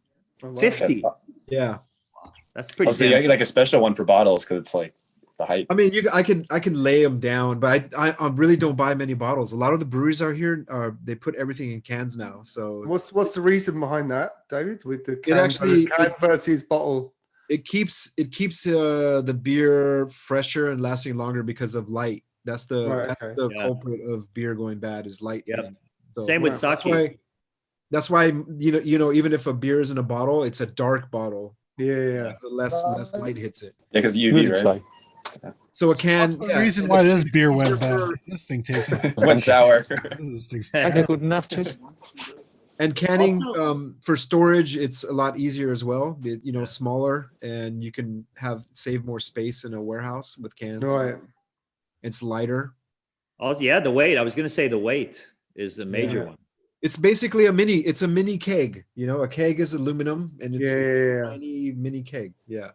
But in the U.S., because of COVID and so many breweries are producing canned beers now, that there was even a can shortage going on for a while. Oh. Yeah, I heard about that. The aluminum. Yeah. Yeah, aluminum, and the bigger breweries are the ones buying up all the cans. So some breweries kind of got asked out, so they'd only sell to go like growlers and stuff like that. Yeah, I remember somebody was complaining because like aluminum foil went up like a quarter. It's all in your yard. It's all in your bins. Yeah, it's funny because like I all the empty cans I give to my mom because she recycles them, and she's like she makes money off of it. David, can you get like do a lot of these craft beer breweries, do they have kegs that are available of like their best selling brews? Yeah, depends. I guess it depends on the brewery, but yeah, you can buy full kegs for sure. They'll sell you a full keg. I think I'm gonna do a keg party at my house. Just get the hand pump. Ollie's gonna be doing keg stands.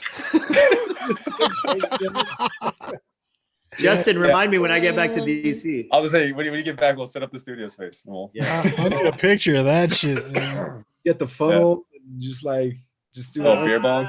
Beer bong. There you go. God, I haven't seen one of those in. Fast times at Ridgemont High over here. Yeah. Ali, is everything shut again in Barcelona? Are all the restaurants shut again? It's like a disaster here, man. Like, I don't understand. I was just talking to my friend who's like he's not from Barcelona. He's a trauma surgeon in LA who's really into music. I've known him for a long time. And he was just, he doesn't understand why it's so bad in LA. And he was talking to his friends in the medical profession in Florida and in Texas, in other parts of the world, in Dubai. And everyone's got it under control over there for whatever reason. So I don't know. In Barcelona, it's quite bad. I mean, I was in Ibiza for the last week, and starting today, they moved the curfew up from midnight to 10 p.m. Okay. But are there restaurants open, or is everything shut? Or? Yeah, it's still only breakfast and lunch. 2 hours, from 7:30 to 9:30, and then from like 1:30 to 3:30, and that's it. Wow. A takeaway, or you can sit down in there? You can sit down, but they're at I don't know, like 30% capacity or something like that. Right. Oh. I don't know how they can survive on that. They can't. It's a fucking disaster. I saw you were record shopping over Christmas. I mean, so the shops are open, or how? Well, that's what doesn't make sense. You could go record shopping, and like I went to Fnac, it was packed. Really? You go to any shop you go to, the shops are open all day. They're packed, but like you can't go to a restaurant. Same in LA. That's nuts. I can go to a clothing store or the mall. Even the mall is open. Yeah, it's like that here too. Nothing. There's like a line to go into Target. Yeah, nothing makes sense out here or anywhere. Yeah. I think at some point people are just so desperate to survive in their business that they're just ignoring certain protocols, and I think they should. We're going to stay open. We're just going to do our business until someone comes here and tells us to shut down. I'm just going to keep on working. But even the police in LA, they say they're not really going to enforce it. How could they? You know what I mean? Yeah. They're going to drive around looking for restaurants that are open. I don't know. Well, it's like when they threatened to cut off utilities if you had to get together. But that was the mayor saying like if there's a mansion party in the Hollywood Hills, and they'll cut off your power. Yeah. But they've been breaking up warehouse parties, like really, or people are. Yeah, as a matter of fact, we just found out that there was a huge. It's Chris. There's still a massive amount of underground warehouse parties going on in LA during this pandemic, and they seem to be organized mostly by these Russian promoters who have just appeared out of nowhere. I don't know where they came from, but they just appeared out of nowhere, and they started doing events, and they don't book any headliners or big DJs, but they just book their friends, and anybody who wants to party just kind of shows up. And unfortunately, there's been quite a bit of shutdowns. Cops have been shutting down these parties, which gives a really bad look to underground parties in LA in a whole. So it's not necessarily a good thing, although they should be shut down. Who has a lawnmower going on in the background? It's Mo. It's me the same time every single day. The dude comes by. So every Thursday. Yeah. I was going to say the guy cuts the grass every day. You pay an association fee. They check their times, man. It's crazy. Like when we started this back it was the end of March, right? last year. Did you guys think that we would still be in the same position all these months later? Not really. I kind of thought it's going to take long. Yeah. And I think by the fall, I already suspected that this phase we're entering now will be the worst phase of the pandemic. From what Mo says, because we're all and everybody is running out of resources sooner or later, and the infection rates are just going up, and the virus is literally more present now than ever before on this planet. This is insane. Like I kind of gathered that already, but in March I think we were all still under the impression that maybe in September we can play some gigs again. Yeah. For whatever reason. I mean, if we would have thought logically, it would be like, there was not going to be a vaccine. I mean, there was always kind of the chance that this virus just simply disappears, right? There was a slight chance. No. Yeah, I mean, we've had this situation. Ali, you're like smiling. You're smiling, Ali. What's going on? I just had a funny thought. Like, Chris, like, I was gonna ask, like, if like at any time during this pandemic, like when you're talking to your vegan friends, are you talking? Your vegan friends. Like, are you talking? What a fucking mess these dumb meat eaters have created for all of us. Like, do you ever just get really angry at meat eaters? No, just at the bad eaters. At the bad eaters? Yeah. Didn't they put the cave cause? What? Wasn't that all bullshit? The whole bat from Wuhan, wasn't I that? think no one will ever find out. Oh, I don't know where Ground Zero is. Some people say it comes from North Carolina. What?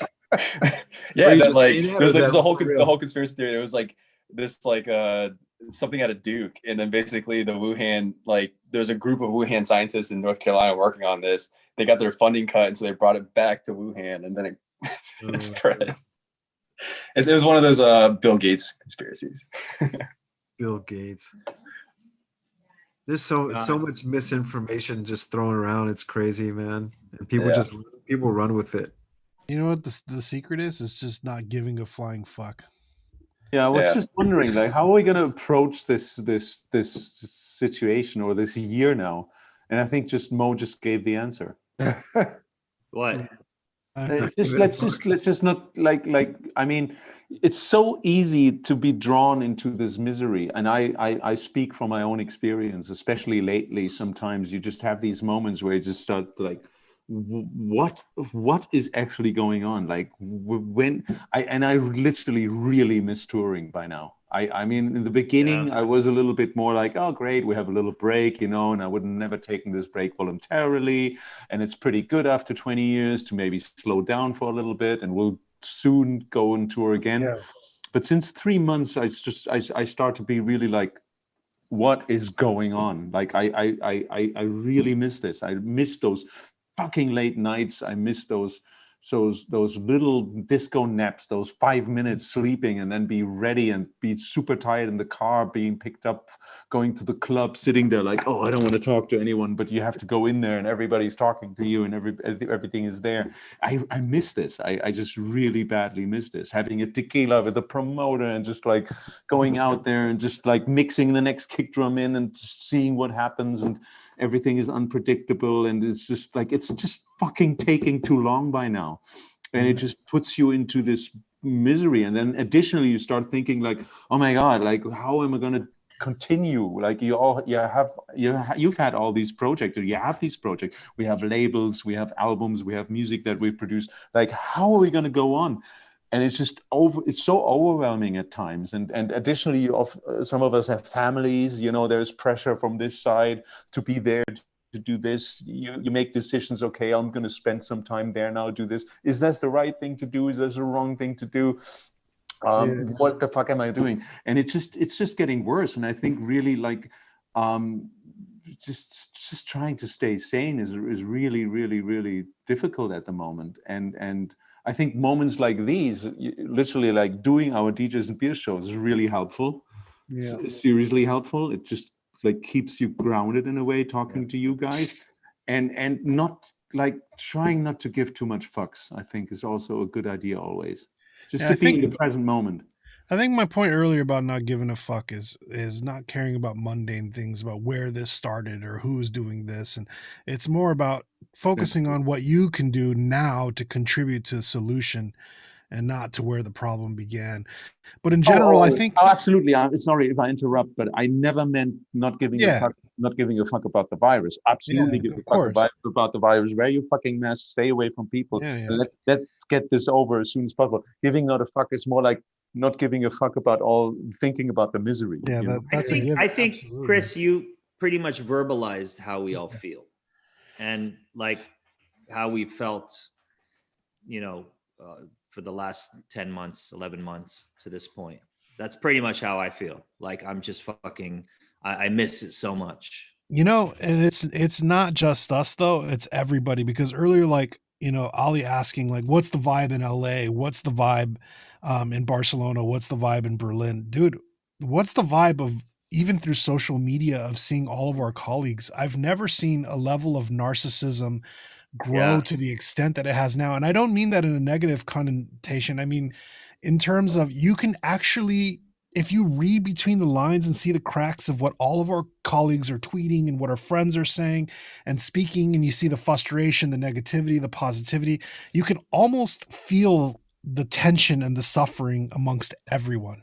It's very significant, and it exists, I think everyone's going through it. Everyone's feeling it in one way or the other. Some people miss some things more than the others, but at the end of the day, we're all going through this shit. Yeah. This is the time to adapt and evolve. It's like historically, when society's in like these really down moments, this is like when the most creative things come out, out of society. It's when things are great and dandy, people get complacent, so it's like a weird situation. It's like it's sad, but it's like the only thing you can do is evolve. Way to put a happy spin on it, Justin. I was enjoying the activity. I'm sorry, I should let you guys that email. I was like, I was enjoying the question, Justin. You ruined it for me. Sorry to put a smile on your face. But it's an interesting point. It's an interesting point you bring that up about evolving and changing during times. It's like, do you think music will change? I don't think music will change. I think how we express it will change. Mm-hmm. It's like, like the traditional of like, the party, that stuff is missed. I mean, like fans and artists alike, it's like we all just miss it, but at the end of the day, like people still want that connection. So it's like, how do you deliver that with what we have right now? Right. Like how can you guys do you, and how can the fans like enjoy the artists that they love without having that physical, connection? I think that's what everyone's trying to figure out right now. It's kind of the exciting part. I mean, because even when things get back to normal, like I don't think people will ever leave them as vulnerable as they did before. Like not everyone's gonna put all their eggs in one basket anymore. They're not gonna. This just showed how vulnerable the industry is. And I don't think we're ever gonna go back to normal. I think we're gonna probably someday go back to a new normal. But I don't know if anything is ever going to go back. Nothing's ever going to go back to the way it was before. Yeah, sad. I just mean like what my question was like more like in dance music in general. It's like with no clubs and not being able to experience club music, is there going to be this new version of club music, quote unquote, or is stuff going to get more, I don't know, experimental or just even David, is there going to be a new version of you? Like seriously, I'm thinking about myself too. The first times we go out and like more or less regularly until do you know already what kind of music you're going to be playing? Like maybe all our styles have evolved for some reason. And I mean, I love what David's doing. I mean, you're so prolific at the moment. It's amazing. The label's amazing, and all the stuff's incredible. And that's pretty awesome. Music. But David, it's pretty awesome to notice, because I remember in the beginning of our shows in March, April, up till maybe July, you were like, you had nothing to do with producing. You were just like out of it. You were just like out of it. And I mean, I'm not talking about Matt. Matt is a machine, and he's just like a super machine with producing and putting out stuff with the label. But you pretty much like completely reinvented yourself completely and just like push the boundaries. So how did you do that? When did this thing happen with you? I think it was like a little bit after the summer. Yeah, because I remember in the beginning, David, you were like, I wasn't doing shit. We kept asking you, how are you doing creatively, whatever. You're like, man, I can't. Like, nothing. You were like it. But then when was that? When did that change happen for you, where you tapped into that well of creativity that you had before, or maybe a new well of creativity?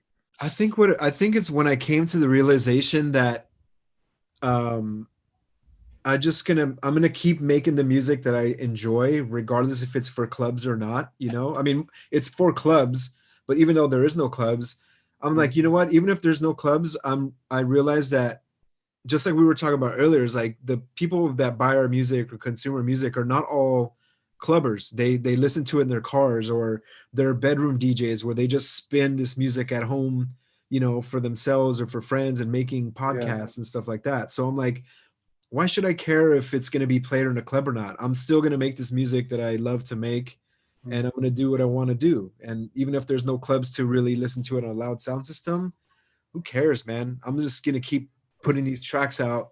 People are going to enjoy them. They're going to consume it regardless, in their own way, in headphones, on a laptop, on a little speaker, or you know what I mean, and on a live stream. So I'm just going to keep music. You guys see what's the Jerry Maguire, when who's the character that like Tom Cruise was managing, and there was all this shit going on, like he was shit hot. It wasn't Cuba Gooding Jr., it was the other guy. Oh, okay. And there's all this shit going on, and Tom Cruise's character is in the thick of it, and then the guy who he's representing was just like, I just want to play football, Jerry.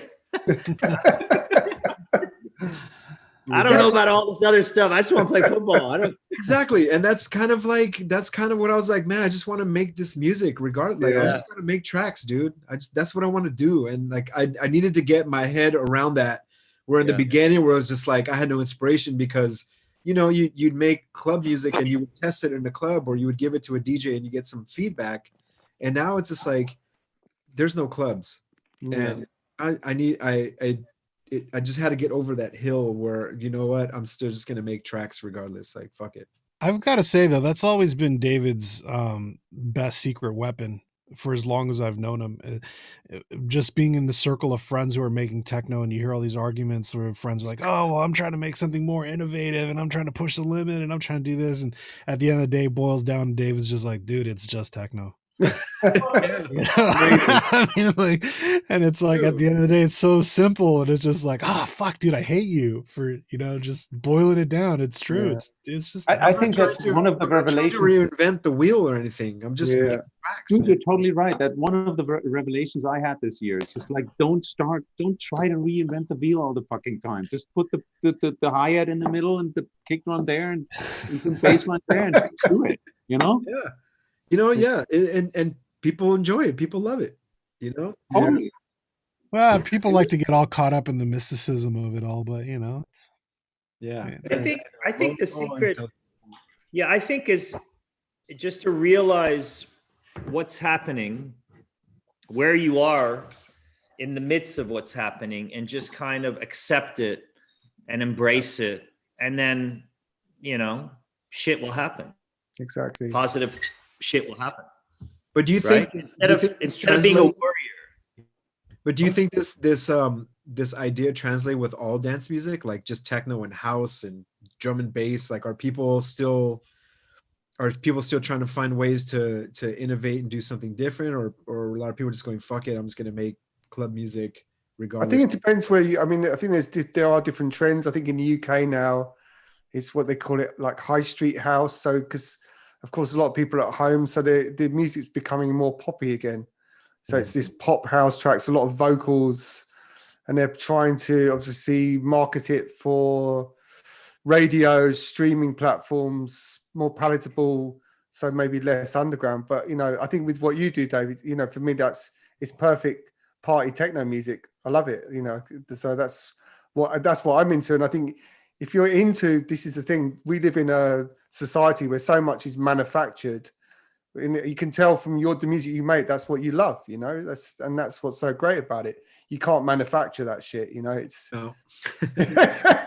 it's from the heart, you know. That's what you do, and So I think it's very just very specific to the genre and the person making it. I mean, it's just there's no way that you can ultimately say what's shaping or changing worldwide. I mean, I've been writing this album all year, and for me, constantly, it's just been more of a cathartic experience. So it's not always just about innovating or doing something new, or it's just about trying to get whatever I'm feeling out of me and into some sort of physical place in another, another way to express it somehow, I guess.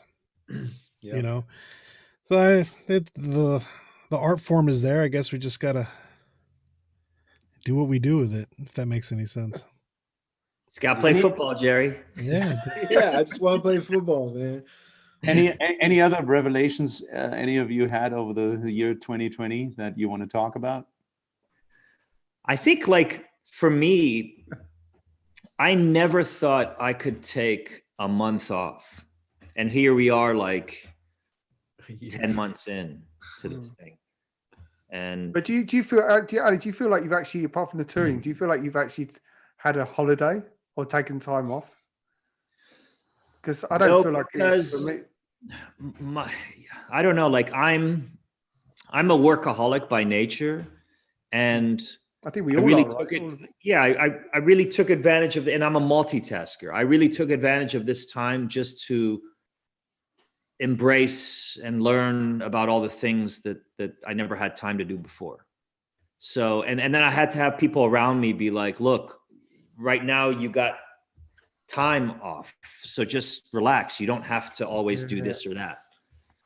I always got people telling me that, just because I'm so wired to constantly, we talked about this before on previous shows, like this constant state of motion that we find ourselves in, hustling from one gig to the next, and hustling in between, studio and running labels and meetings and other things, other projects that we have going on. So I miss the hustle. I miss the motion. And I found that in all these other extracurricular activities. And I've added some, light travel on top of that as well. So I've kind of found my happy medium. Of course, there are times when you're thinking about where you are and where we're headed. It's still uncertain, but I'm pretty positive about this evolutionary change that, like you guys were saying before. I think it's going to be different. Everything's going to be different. It's not going to be the same. What I do know is it's going to be fucking explosive when we do get back to it. Yeah. Whatever it is. But we will be creating what is going to be different. Not only us, also the audience. Everybody together will be creating a new thing, and so it's in our hands of how this is going to turn out, what's going to be happening. And we have to be responsible with that power. We're kind of we're ushering in this next chapter in this evolution of electronic music, techno, whatever. All the things that we're creating now, that's going to be that well of inspiration for future generations. And I think the music that's going to come out of this, the innovation is going to be unparalleled,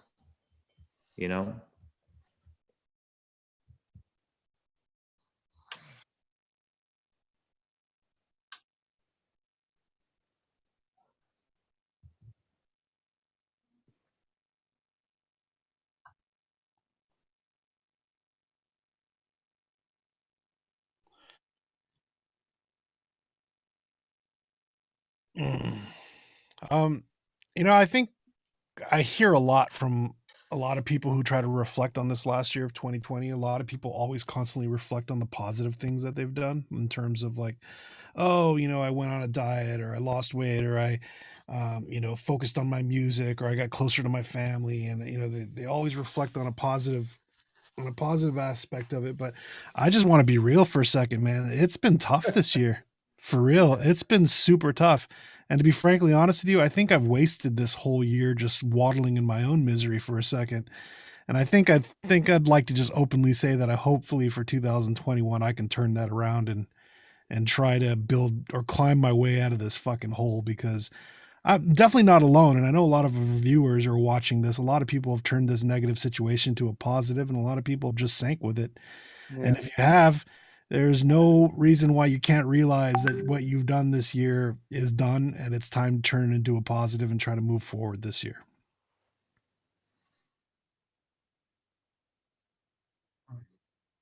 No, we can hear you. Yeah, we can hear you. But Mo, we can feel you. But Mo, I mean, you're also in a special situation with a 3-year-old child at home. That's so demanding. That's the age where children are most demanding. Yeah. I mean, as a matter of fact, my son's been a positive light in everything, because I'm glad that I've been able to spend the time that I have with him. But there's just so many dynamics that have changed during this. I mean, for instance, I've pretty much spent the last 15 years of my life on the road and never being around the people that I live with for longer than a week at a time. And then now we have to completely rearrange our situation where now we're together all the time. And that changes family dynamics. It makes things difficult sometimes, and relearning how to live with each other again. So a lot of things change, I think it's and I grapple with this all the time. It's all a matter of perspective. You can choose to view something in a positive light or a negative light. Obviously, there are certain circumstances to a situation that will dictate how you view that, but that you always have a choice. Sure. A lot of times I find myself angry or frustrated or whatever, and then something will kind of snap me out of it. Whether it's a thought or like I'm walking down the street and I see someone, half my age in a wheelchair or blind or whatever. And I imagine the kind of hardships that they have to go through. And you need that. Absolutely. That always puts things into perspective. But the only reason why I say what I just said right now is because sometimes for some people out there, it's difficult to always hear positive projections from everyone about everything. And, sometimes it's for people out there, it's like, you're not alone, Not everything is so hunky dory, and we're not all enlightened by this, terrible situation, but at least you can make an effort to turn it around at some point. It's never too late to turn it around. You know what I mean? Yeah, I think like maybe the wrong approach is like projection. I don't think we should project. I think in accepting the present moment, in living in the present moment will inform somehow the future, and will somehow make a projection or a prediction about how we're going to come out of this and what the landscape is going to look like in the future. So I'm trying to be more in the present these days, if that makes sense. Sure. Yeah.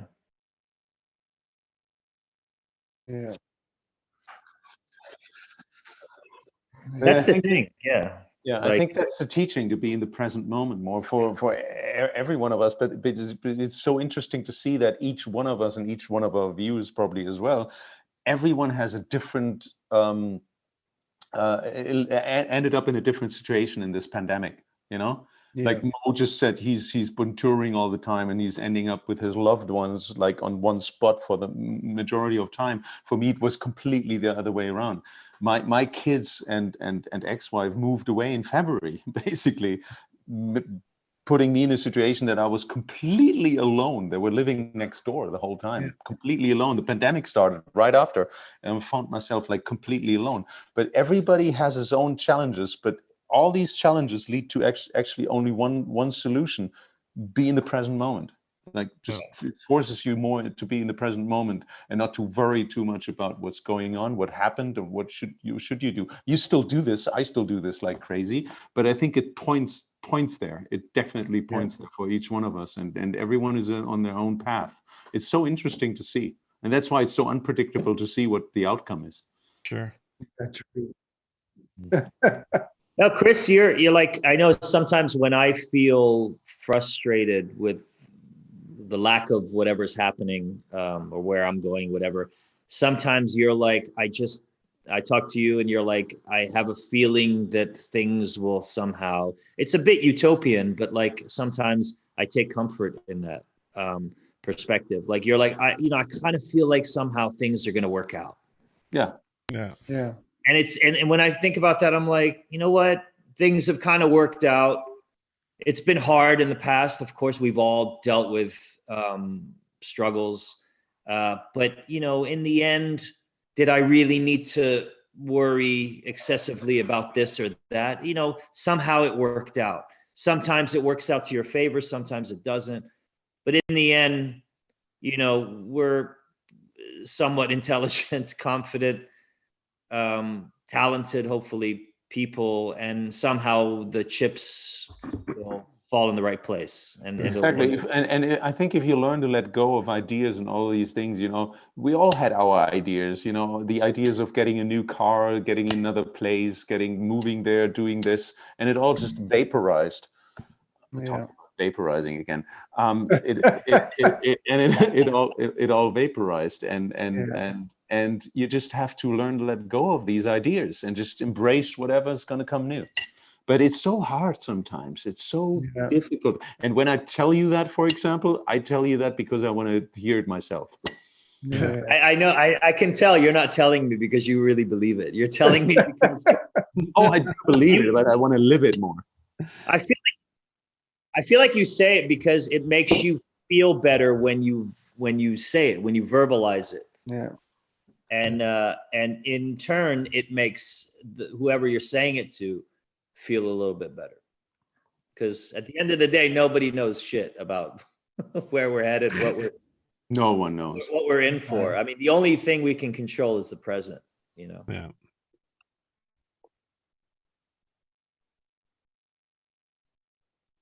Oh, that's deep thoughts with juice. Yankee juice. Deep thoughts with. Of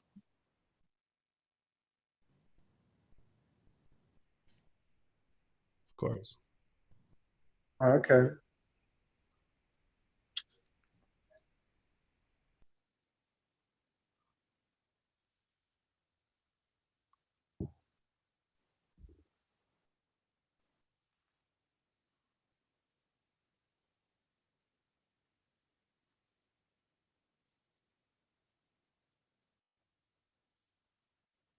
That's so weird, Justin. People say they can't hear you. I can hear you. We can all hear him. Guys, what are you saying? Yeah, I can hear Justin, but maybe the people on this. Yeah, everyone's saying, "Juice, speak up." But he's loud as fuck over here, man. I'm like, And he was so philosophical, like deep right now, and you couldn't hear it, guys. Can you hear us? No? Guys, sorry, Justin's got a janky. People are saying something. So, Chris, how's it going with you with your album? Is that going to come out this year? This is going to definitely come out this year. I actually had a talk with Daniel yesterday. Cool. And we're planning on, you know, we had a funny conversation. Daniel Miller, that is, you know, the boss of Mute Records. Well, we're going to have on our show, hopefully. Absolutely. Oh, totally. But I'm going to wait for the best moment. So to promote the album in the best possible way. And, you know, I mean, we all love the old days with albums, you know, that people were still buying albums, that there was the days before internet where you had to go to a store and you just saved some money and you got the album and you went home and you were listening to from the beginning to the end. And you weren't tempted to just like skip through, listen to the first 15 minutes and then I listened to the next album and the next album and the next album. You only had that one. So you were just getting the most out of it. And these days are over. And we all miss these days in a way because there was an experience that was unique. And I've, for myself, learned a lot about music, listening to full albums.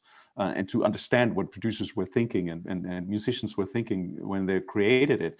And so obviously I think we all still love to create albums. And I love to create an album, and I love to create an album. It's a 10 track album from beginning to the end. And we put a lot of thought in there, like what track order it's going to be and everything. But Daniel basically said, like, we're going to release it in the fall. Yeah.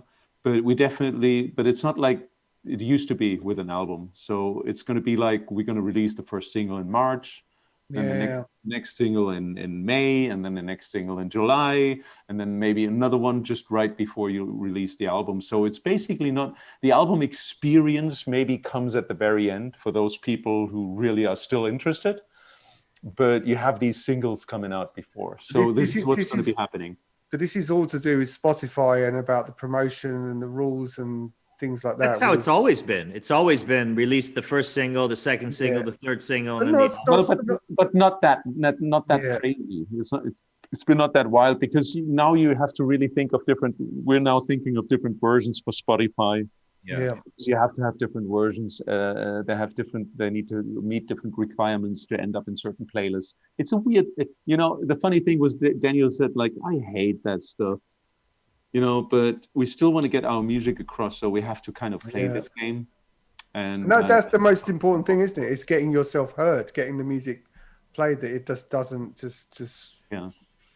But I still hope at the end disappear. There's enough people, or the hardcore music fans out there, who still feel like Justin mentioned also, like the Laurent Garnier psychedelic rock album, to listen to an album from the beginning to the end. And it's so much fun with Laurent's album. By the way, some people were asking in the comments when this is coming out. I have no fucking clue. Did Laurent tell us when this is coming out? I'm not sure if he did. But it's just such a nice album also to listen from the beginning to the end, and the order makes sense to me. And it's just like, I really recommend to all you listeners out there, any album that you get your hands on, just try to listen to it from the beginning to the end in the order that the producer had in mind, like from 1 to 10. It's an experience, and it maybe sometimes you need to have some patience, and you have to, but it's definitely, and I still hope in fall, when the whole album will be released, that enough people will still be interested in me. I mean, I agree 100% with you. Like, throughout this whole pandemic, especially when I came to Barcelona, I've been making weekly trips to the record store, and I have this like amazing Thorns turntable now and a great sound system to play albums on. And I take a great comfort in, just like spending hours in a record store, not like looking for dance music, just looking for like, music with, I don't know, mainly a lot of classic music, but like finding classic albums, and then coming home and like, it's like you're buying it maybe for the third or fourth time. But you're listening to it like in a new context, at whatever age you are nowadays. And it still sounds amazing when you put on a record, and then the side finishes, and you're in the middle of cooking or doing whatever, and then you got to get up and go over and flip the record over and put the other side on. And then, you may sit down and study the credits like you used to, look at the artwork. And it's an incredible reconnection to why I fell in love with music in the first place. Absolutely. And I think everyone should try that. I think the album format, hopefully, during this time, will be far more appreciated than it has been in the past. Yeah, we should definitely work on that. But talking about listening to stuff, I just realized, remembered that I really love your Dubstream playlist. Mine. It's so fantastic. It basically, I saved that link at the same time I saved the link for Laurent's album. And I've been listening to this too, because sometimes I think Spotify playlists can have the same effect almost a little bit, There is an artist who put a lot of thought into this playlist, And so everyone out there, Dubfire has a what is it exactly called? The Dubstream. And I'm just kind of thinking out loud. It'd be great to have like one of my heroes, Adrian Sherwood, who worked on a lot of the mute. Wow. Remix mute art. He worked with a lot of mute artists on some classic remixes, and a lot of other like industrial artists like 9 Inch Nails and Pankow and stuff like that. It'd be great to have him on the show. Just and to kind of Puppy. And Skinny Puppy. Did Adrian work with? Yeah, for sure he did. Yeah. Right? Yeah. Sure. Can you guys that are watching this, can you hear me now? I'm not used to being in front of the camera, so I muted my mic for you guys. We heard you before. Yeah, well, so it's like because I have Ecamm and then Zoom, very low. so like Okay, you're really low, but Justin, I think everybody can hear you now. Can you repeat your super deep thoughts with this book right now? Yeah, hopefully you guys can hear me now. Yeah, I'm getting a bunch of yeses. Perfect. Yeah, so basically there's this book called Man's Search for Himself. I weirdly found this. It's like a first edition, so like it was written in the 50s. And basically it was a study by a psychotherapist who studied the comparison between creativity and social norm. So and basically that as society is in a very tough spot, where economy's bad, things are bad, tends to be the most creative time in history. And as the economy's good, things are complacent, things become more systematic, I guess you can say, versus creative. And so it's just a really good book to kind of like navigate through circumstances and kind of like, try to take a lot of this internal dwelling energy that you're having and direct it towards something, and like absolutely put like your energy into something. I'm going to send it to Dave Clark for his birthday.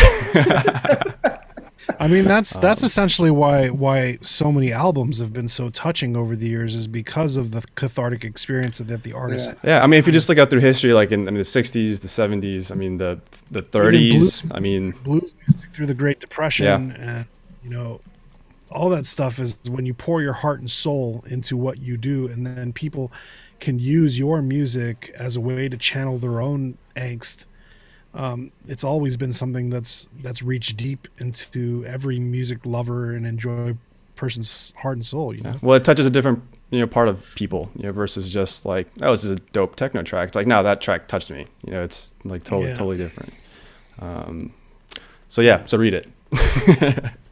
Justin, do we have any interesting questions from viewers? I mean, luckily they just like hang out with themselves, which is cool. So it's like they kind of just like talk with themselves. I just read a question when this fucking fantastic, amazing Radio Slave remix of Card House is coming out. When is it coming out, Chris? I have no fucking clue. Daniel, I very much hope soon. There's a Marco Farona remix and a Radio Slave remix. Of what? Of what song? Of Card House, from my last album. Oh, I thought you said Grindhouse. I was like, what? No, it's called Card House. It was a rip-off of Grindhouse. And it's also with a vocal. That's why I just totally ripped it off. And Matt did this absolutely insane 15 minutes. I think it's like 12 minutes, actually. 30, 12 minutes, I don't know, maybe. And an additional ambient version, which is just insanely. I'm going to be playing it on Saturday if anybody wants to. What time are you starting on Saturday, Chris? At 10. 10, nice. And I bought a new LED strip to spice things up. Just are you going to be using the Pioneer mixer? Maybe. Wow. No, I'm not. No, I'm not. I'm a model. I'm a Model 1 guy, dude. Model 1. CDJs. Cool. Sometimes it's cool carrying a bunch of extra gear. You can see it in the background. Is anyone else doing any streams this weekend? I fucking hate streams so much. Why? They're so boring. They're so boring, Chris. So boring. But I watched your streams. You were never bored. I can't do it for more than an hour because it's so boring. I don't think people realize how boring it is. It's because it's just you and then everyone's watching you. Just stand there. I mean, I share Laurent's perspective on it. It's like our music is meant to be shared with an audience. It's that chemistry. But I see from a radio perspective. Yeah, I see your. I agree. That's radio. It's the same radio show. I see your Chrissy, your streams as more like that because they you go through so many different music styles. They go on for a long time. But I mean, I agree. I mean, I saw one of the clips of like Nastia playing and like doing these things in wherever, and it just doesn't work. I mean, like because there's no one there apart from her. Yeah, like to the table. I'll be honest with you guys. Like sitting down and playing reggae for an hour. Yeah.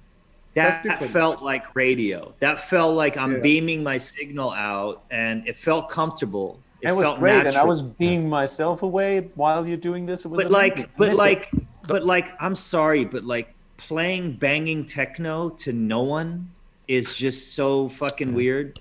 I don't care. But can I say something? I mean, here in Frankfurt, we grew up with a radio show called Club Night. It was the HR3 Club Night. It was a radio station here. And it started in the early 90s. And the first Club Night DJs were DJ Doug, Thorsten Fenslau, Sven Feth, Lady D. Thorsten Fenslau is genius. Yeah, absolutely. And it was a 3-hour radio show, and it was just club music. You played club music. And at some point in the early 2000s, I was invited to be like a resident on that show. And you were basically in the radio studio, and you were playing a 3-hour set. There was no one around, and you just played it for the people. And I essentially do exactly the same thing with my streams. Yeah, but what year was that? It was 2000. I'll say this much. Let me just add this. Yeah, but you had the gig like the day before, or you were gonna have a gig the day after. Of course, but what's the difference? I mean, literally, it's just playing for people on the radio, essentially. Yeah. I'll say this much. I've shared the same feelings as Ollie several times about this as well, but at the same time, there's a lot of music in my techno collection that can sometimes be way too eclectic for the dance floor. And sometimes being able to play that music in the setting of a live stream can be fun. That's one thing. And the other thing is, I'll tell you this much. If we stop thinking about ourselves for a second, not too long ago, me and David got together with a group of our friends. It was a Saturday night, and it was just me, David, and 2 other people. And we were having some beers, and a friend of ours does a live stream Saturday nights, our buddy Centrific. And we tuned in, and we were watching like Hyperactive or one of our friends DJing, and we were having a great time just at the house, hanging, shooting the shit, drinking beers, and watching our friend DJ on a screen. Yeah. So for a lot of end users who don't get a chance to party, I think sometimes they appreciate it a lot more than we actually realize. Yeah. So that's the takeaway. Do it for the end user.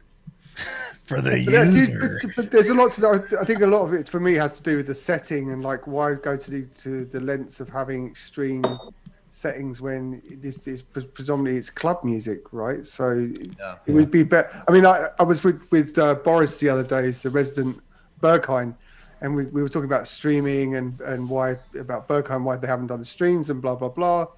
And then we thought, well, why don't you should just do the lab streaming so the screen's just black.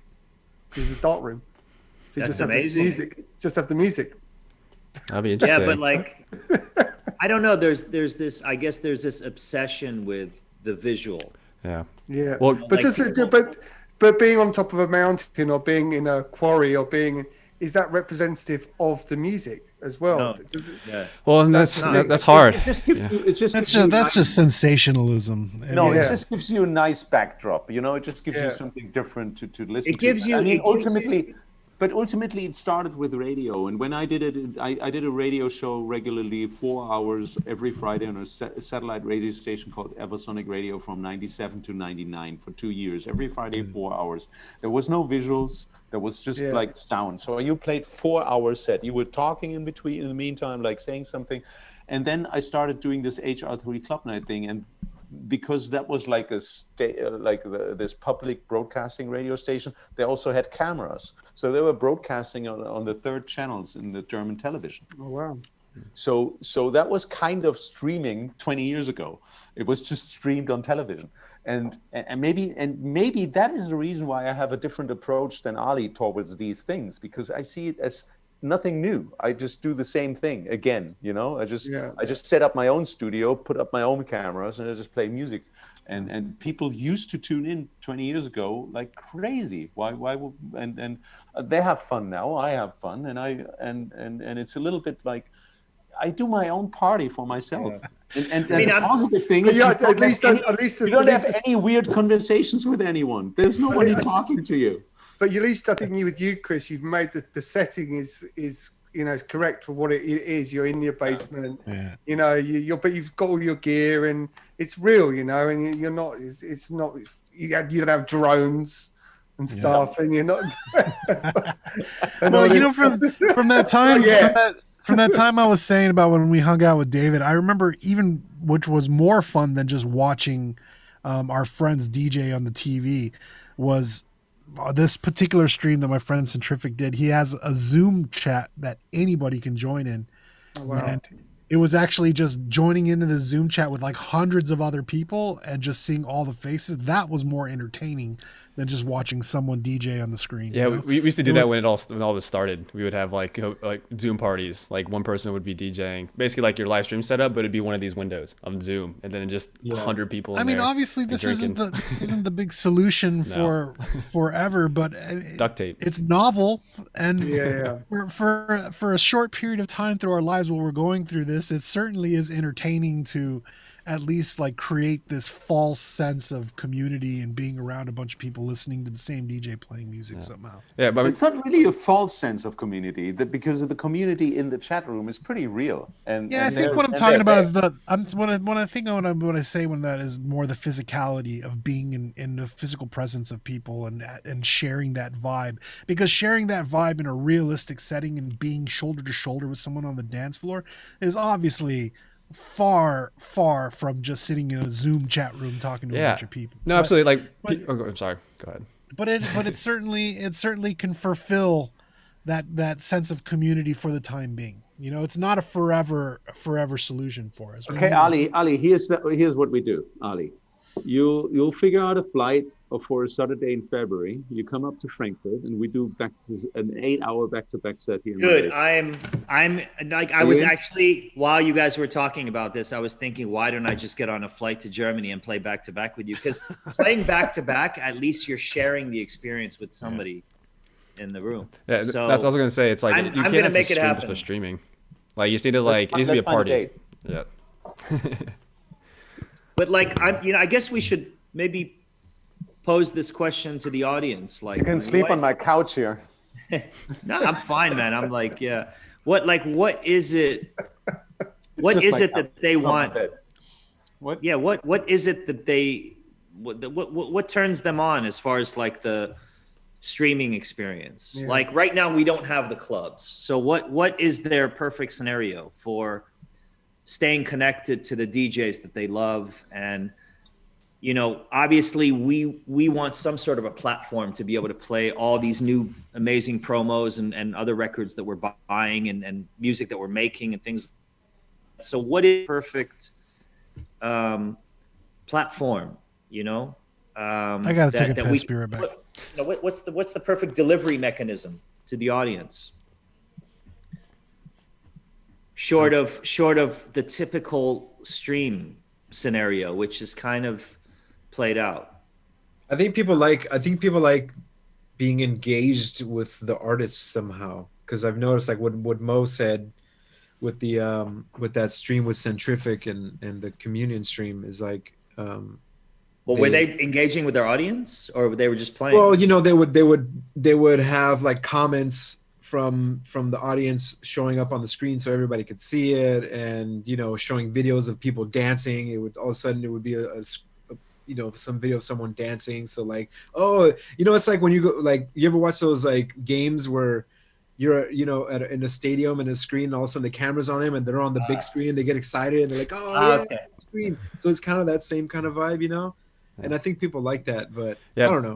On the comments, people are saying engagement, you know, interaction. So it's kind of like Ali, like when you used to do streams, but you'd also like chat with people, like not like shout out on the mic, but like you would type people, like people like that. And it's like Chris, like we're talking about the production stuff too. You know, people like that too. There's some that like that, but I think a lot of people also just like to like, everybody's sitting alone at home, just to meet in the chat room of the YouTube channel or in the chat room of the Facebook channel, and just chat with each other while listening to maybe new music, new tracks. What is he playing? Yeah. What is the latest promo? You know, interested in this. But Matt, you played some of those her sets. How was that for you? And how did you feel about that? Is that like a radio show for you? It feels more like a little radio station. That's what I think. You're in this tiny little room, and I mean, it's done. Did a toilet? It looks like a toilet.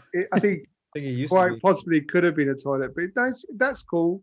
I think they're in themselves. They're actually trying to, or they're about to announce their own platform. So because they can't stream on Facebook anymore, so it's only on, I believe, on YouTube, right? So there's no comments. They're banned off Facebook.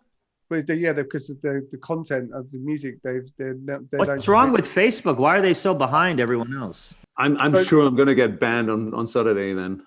So, but one of the things is that they're obviously streaming through YouTube. Is that there's no live comments. So I think they've lost a lot of people because that was the whole part of the vibe. I was gonna say, and the engagement. Like what both of you guys are saying. I think the reason why people are into it is it's a reason to all turn up together, no matter where you are in the world at a specific time, or you can jump in at any time during the broadcast, the live broadcast, and engage with one another. Yeah. So it's you're going back to the whole kind of chat room scenario, right? Oh, Ezra, hello, Ezra. Hi, buddy. Hi. Hey, Ezra. Papa, because we're looking for Grandma and she's not anywhere. Well, oh, sweet. Continue, guys. I'll mute my mic for a bit. No, he's gone. I think that's why it's interesting to the audience, is because there's a reason. It's like so and so's playing this weekend. Let's all go, and you go and you see friends and you catch up, you meet new friends, whatever, and that's exactly what's happening virtually. Yeah, and we're the reason everyone's coming. Hopefully, we're the reason everyone's coming to engage with one another. And if we can engage with them, then that's a bonus, right? I guess that's what the people want, right, Justin?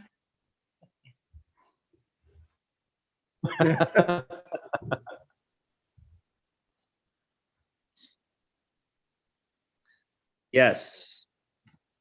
Yeah. Guys, I'm gonna have to dip out for a second. My dad duties has arrived. Okay. All right. I think we should wrap it up, guys. Yeah. Wrap it up, B. David. By the way, guys, I have is that a weed thing, Chris? Wrap it up. I have a DJ masterclass out if anybody's interested. Yeah, your Facebook ads keep popping up in my feed. I see ads like nonstop. 30 times annoying. Am I insanely annoying? Yeah. Super annoying. No, not at all. It's fun. Like, I know that guy. Is that going well, Chris? It's going really well. It's great. It's been so seriously, doing this was so much fun. It was so revealing. I went down, because I cleaned out my basement before we actually added a mini documentary to it. And I found so much stuff, so much old stuff. There was this one little thing that happened. I was looking at videos when the Omen was closing, right? Wow. Like in October 98. And the guys were asking me, do you have any footage? And I'm like, yeah, there's footage on YouTube. And I'm looking at the footage at YouTube. And before that, I went down to the basement showing them my old audio records because that was my first label, right? So they were saying oh yeah, show us the footage on YouTube, and I'm showing the footage on YouTube where Sven is dancing outside the Omen, and I'm basically telling him I remember that actually in that October date, that last night, that Sven at some point, I still had my records there because I was playing the same night there because it was just a whole weekend. I was there the whole weekend. And Sven just needed a break from his set for an hour. And so he just said, I need a break, Chris, you play. And so there is this video on YouTube where he's dancing outside on the street on a speaker, because we had speakers on. Oh, I've seen that. I've seen that one. Yeah. Can you put that up for everyone to watch? I could. I'm trying, and if you buy the masterclass, you will see it. I'm listening to the track where he's dancing on the speaker, and I'm like, wait a minute, I know this track, and I'm just looking through my audio records, and I pull out Audio 11, which I did back in the days. It was released in '99 and in '98, just around that time, and then I realized fuck, it's me playing at the time that he's dancing on the speaker. Oh, wow. And it is actually, this is the same track. And I put the track on the turntable, and the guys, like the camera team and everybody's standing there, and everybody's like, and you're just finding this out now? And I'm like, yes, it's just like, that is this track. Listen to it. It's Audio 11. I'm playing it. So I had these moments with these guys, and they were super professional, and they literally, they had a really good concept, and they got everything out of me. It was a pretty great experience that we had in the beginning of December, and it got way bigger than we expected, because it ended up being like, I think it ends up being like 6 hours of footage. And over 30 chapters, and including a mini documentary. We went to like the clubs, where the clubs used to be, and I tell stories about each club. We went to IQ Hard House office in Offenbach, where still the Logic Records sign is hanging there, and all that stuff. It was such a super interesting experience, and I think also the guys who made the masterclass were kind of like surprised by how well this all came together, and normally we were just like, yeah, we'll just first cut it together, and they were all, the week later they already texted me, it's like, hey, we already got some stuff together, we can start promoting this, because this is so much stuff, this is really good. So I'm really happy with that. Great. It's great. Good. Yeah, was Hard House under Logic, or what was the connection? It was the same building. Logic Records was part of Sony. Yeah. And that wasn't Low Spirit was Westbam's label. No, Low Spirit was in Berlin. That had nothing to do with it. Okay, that had nothing to do with you guys. Logic Record. Mark Spoon was part-time A&R of right. Logic Records back in the day, and DJ Doug, with all this Indian tribal trance was big on. Low Spirit reminds me of Marusha. Yeah, Low Spirit is Marusha, that's right. But that was the Berlin fraction, and Logic was the Frankfurt, backed by Sony major fraction, and it was the same building where Hard House IQ had basically their offices, where I was working in '95. Wow! Like, remember DJ Dick's Weekend? What a record that was! Oh wow! DJ Dick is actually Westbam's brother. Yeah. Yeah.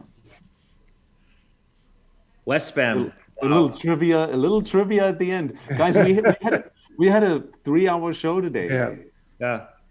Well, I just had dinner with Sven in Ibiza a few nights ago, so hopefully we can have him on to talk about the old times. How was that? How was he doing? Tell us a little bit of that little gossip here. Great. Sven is, he puts a positive spin on everything. He's just waiting. He's turned a lot of things down. He's just kind of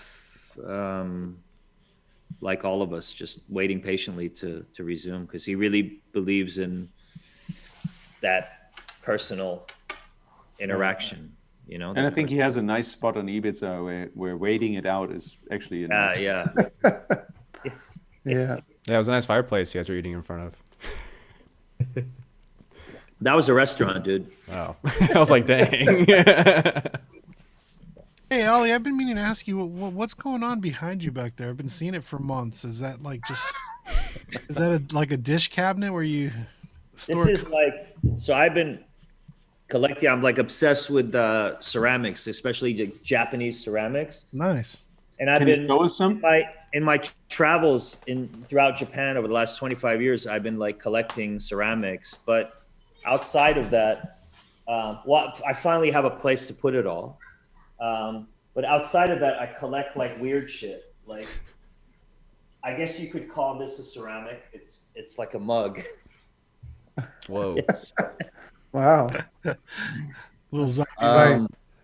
Yeah, like a lot of. It's a happy good morning mug. I'm not feeling too good today. I took a ceramics class in high school. In the mood. This is a H.R. Geiger. Oh yeah, the alien. That's awesome. Yeah. Is that glass? Or is that ceramic too? I got this before he died, actually, like a couple years before he died. Wow. I actually have an original H.R. Geiger piece too, as well. I gotta show that to you sometime. More mugs. That's nice. You do? Yeah. This is the only H.R. I've always wanted to own an H.R. Geiger. I remember when, I don't know if you guys ever went to the Limelight in New York when they had the Geiger room. Yes. I didn't know that. And for people watching, H.R. Geiger was the guy that kind of created the alien from the Aliens movie, the look and feel of like the whole alien landscape, including the alien. The Swiss artist. At the Limelight, during its heyday in New York, they had the Geiger room. Right. And they had like a lot of his art in that room. And it was the most insane thing you've ever seen in your life. They had like his chair, the table, the entire room was outfitted with his art, his sculptures and stuff like that. And yeah, he's an insane artist. Absolutely crazy. He also worked with Alejandro Jodorowsky on the Dune movie. He worked with on those early sketches of Dune, which I think Ridley Scott got his hands on, and that's why he did Alien. Yeah, exactly. That's a great documentary for anyone that's curious about. Yeah. So, guys, it's been real. 2021 mug. Cheers, y'all. My coffee. Stay positive. Stay safe. 2 DJs and Beers in 2021. Yeah. Who do we have next week? We have Kevin Key of Skinny Puppy. Skinny Puppy. Kevin Key of Skinny Puppy. Cool. Right on. Gonna have to get ready for this one. Yeah. Do your homework, guys. Well, Prep. we are ready. Oh, yes. All right, guys. Peace out. Good night, guys. All right, guys. Thanks for everyone. Justin, thanks for coming on. Oh, yeah. thanks Thanks for having me. Thank you. Thanks, dude. See. Talk to you guys. Cheers. Stay positive, everyone. Stay positive, everyone out there, too. We're halfway there. Hopefully. Whatever halfway is. Peace. We're at the halfway point. Good night. Cheers. Good night.